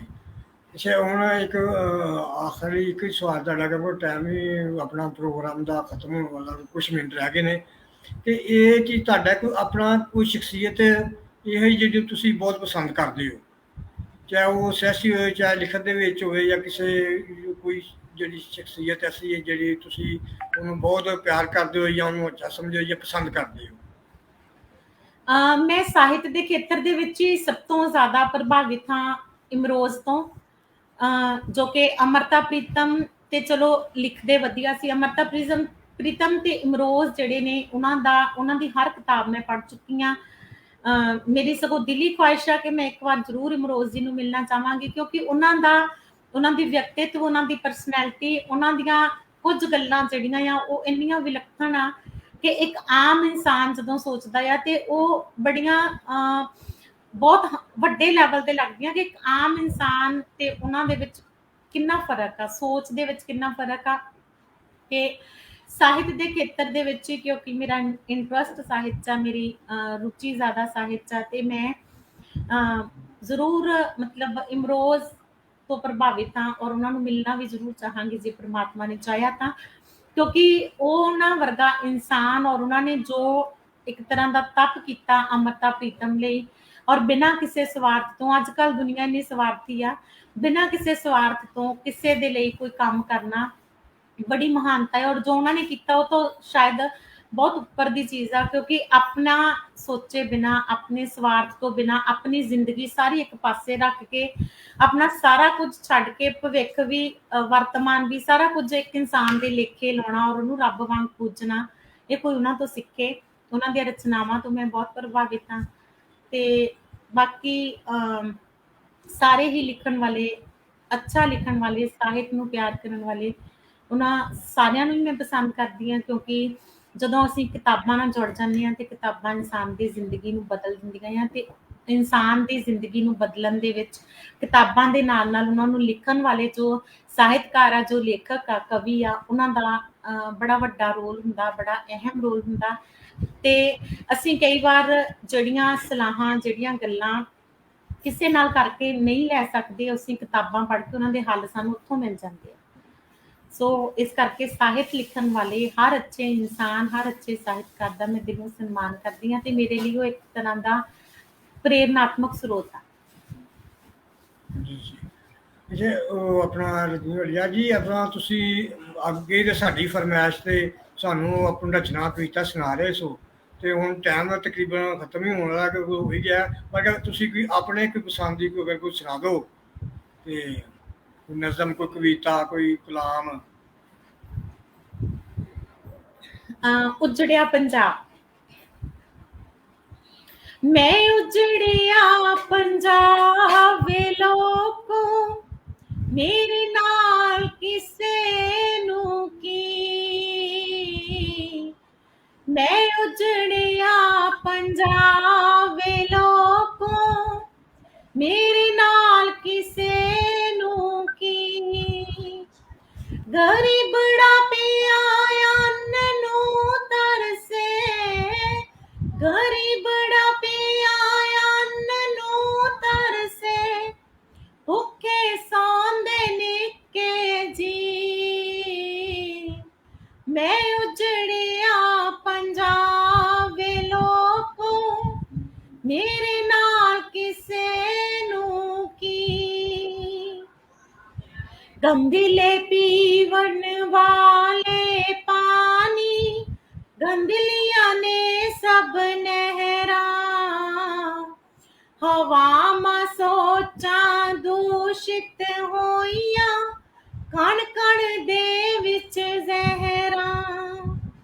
ਵਾਤਾਵਰਨ ਵੀ ਦੂਸ਼ਿਤ ਹੋਇਆ, ਵਾਤਾਵਰਨ ਵੀ ਦੂਸ਼ਿਤ ਹੋਇਆ, ਪਾਣੀ ਨਾ ਹੋਵੇ ਪੀ।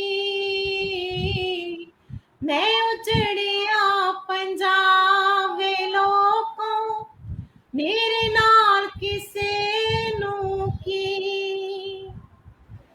ਧੀ ਦੀ ਇੱਜ਼ਤ ਕਰੇ ਨਾ ਕੋਈ, ਧੀ ਨੂੰ ਨਾ ਸਤਿਕਾਰ ਮਿਲੇ। ਧੀ ਨੂੰ ਕੋਈ ਨਹੀਂ ਆਪਣੀ ਕਹਿੰਦਾ, ਨਾ ਮਾਨ ਮਿਲੇ ਨਾ ਪਿਆਰ ਮਿਲੇ। ਕੁੱਖੀ ਧੀਆਂ ਮਰ ਰਹੀਆਂ ਨੇ, ਕੁੱਖੀ ਧੀਆਂ ਮਰ ਰਹੀਆਂ ਨੇ, ਮਾਂ ਵੀ ਨਾ ਕਰਦੀ ਸੀ। ਮੈਂ ਉਜੜਿਆ ਪੰਜਾਬ ਵੇ ਲੋਕੋ, ਮੇਰੇ ਨਾਲ ਕਿਸੇ ਨੂੰ ਕੀ। ਚਿੱਟ ਕਪੜੀਏ ਚਿੱਟਾ ਵੇਚਣ, ਨਸ਼ੇ ਤੇ ਲਾਉਣ ਜਵਾਨੀ ਨੂੰ।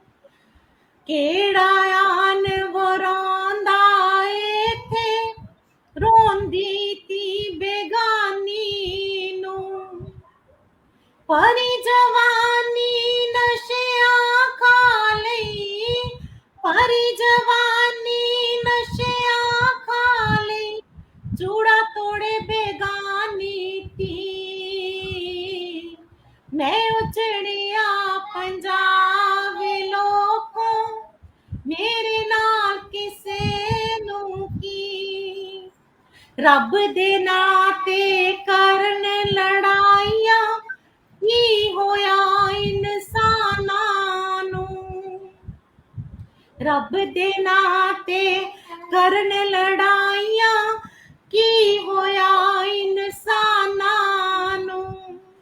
ਵੇਖਿਆ ਤਾਂ ਕਦੇ ਉਂਝ ਨਹੀਂ ਆਪਾਂ ਲੜਦਿਆਂ ਭਗਵਾਨਾਂ ਨੂੰ।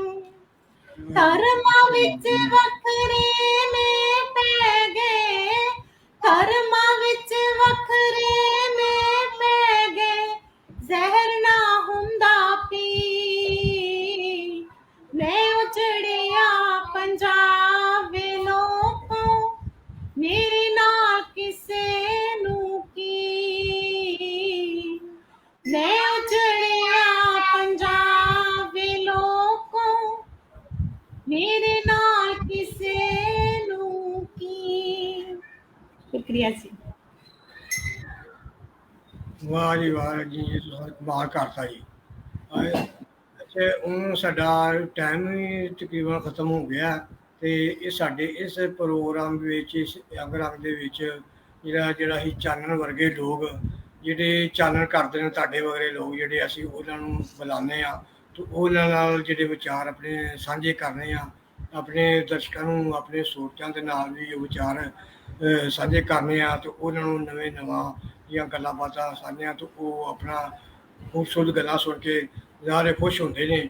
ਤੇ ਤੁਹਾਡਾ ਬੜਾ ਬੜਾ ਧੰਨਵਾਦ ਕਿ ਤੁਸੀਂ ਸਾਨੂੰ ਟਾਈਮ ਦਿੱਤਾ ਤੇ ਸਾਡੇ ਵਿਹੜੇ ਸੂਹੀ ਵਿਚਾਰ ਦੇ ਵਿਹੜੇ ਵਿੱਚ ਆਏ ਹੋ। ਧੰਨਵਾਦ ਜੀ। ਸ਼ੁਕਰੀਆ ਸਰ, ਤੁਹਾਡਾ ਵੀ ਬਹੁਤ ਬਹੁਤ ਤਹਿ ਦਿਲੋਂ ਧੰਨਵਾਦ।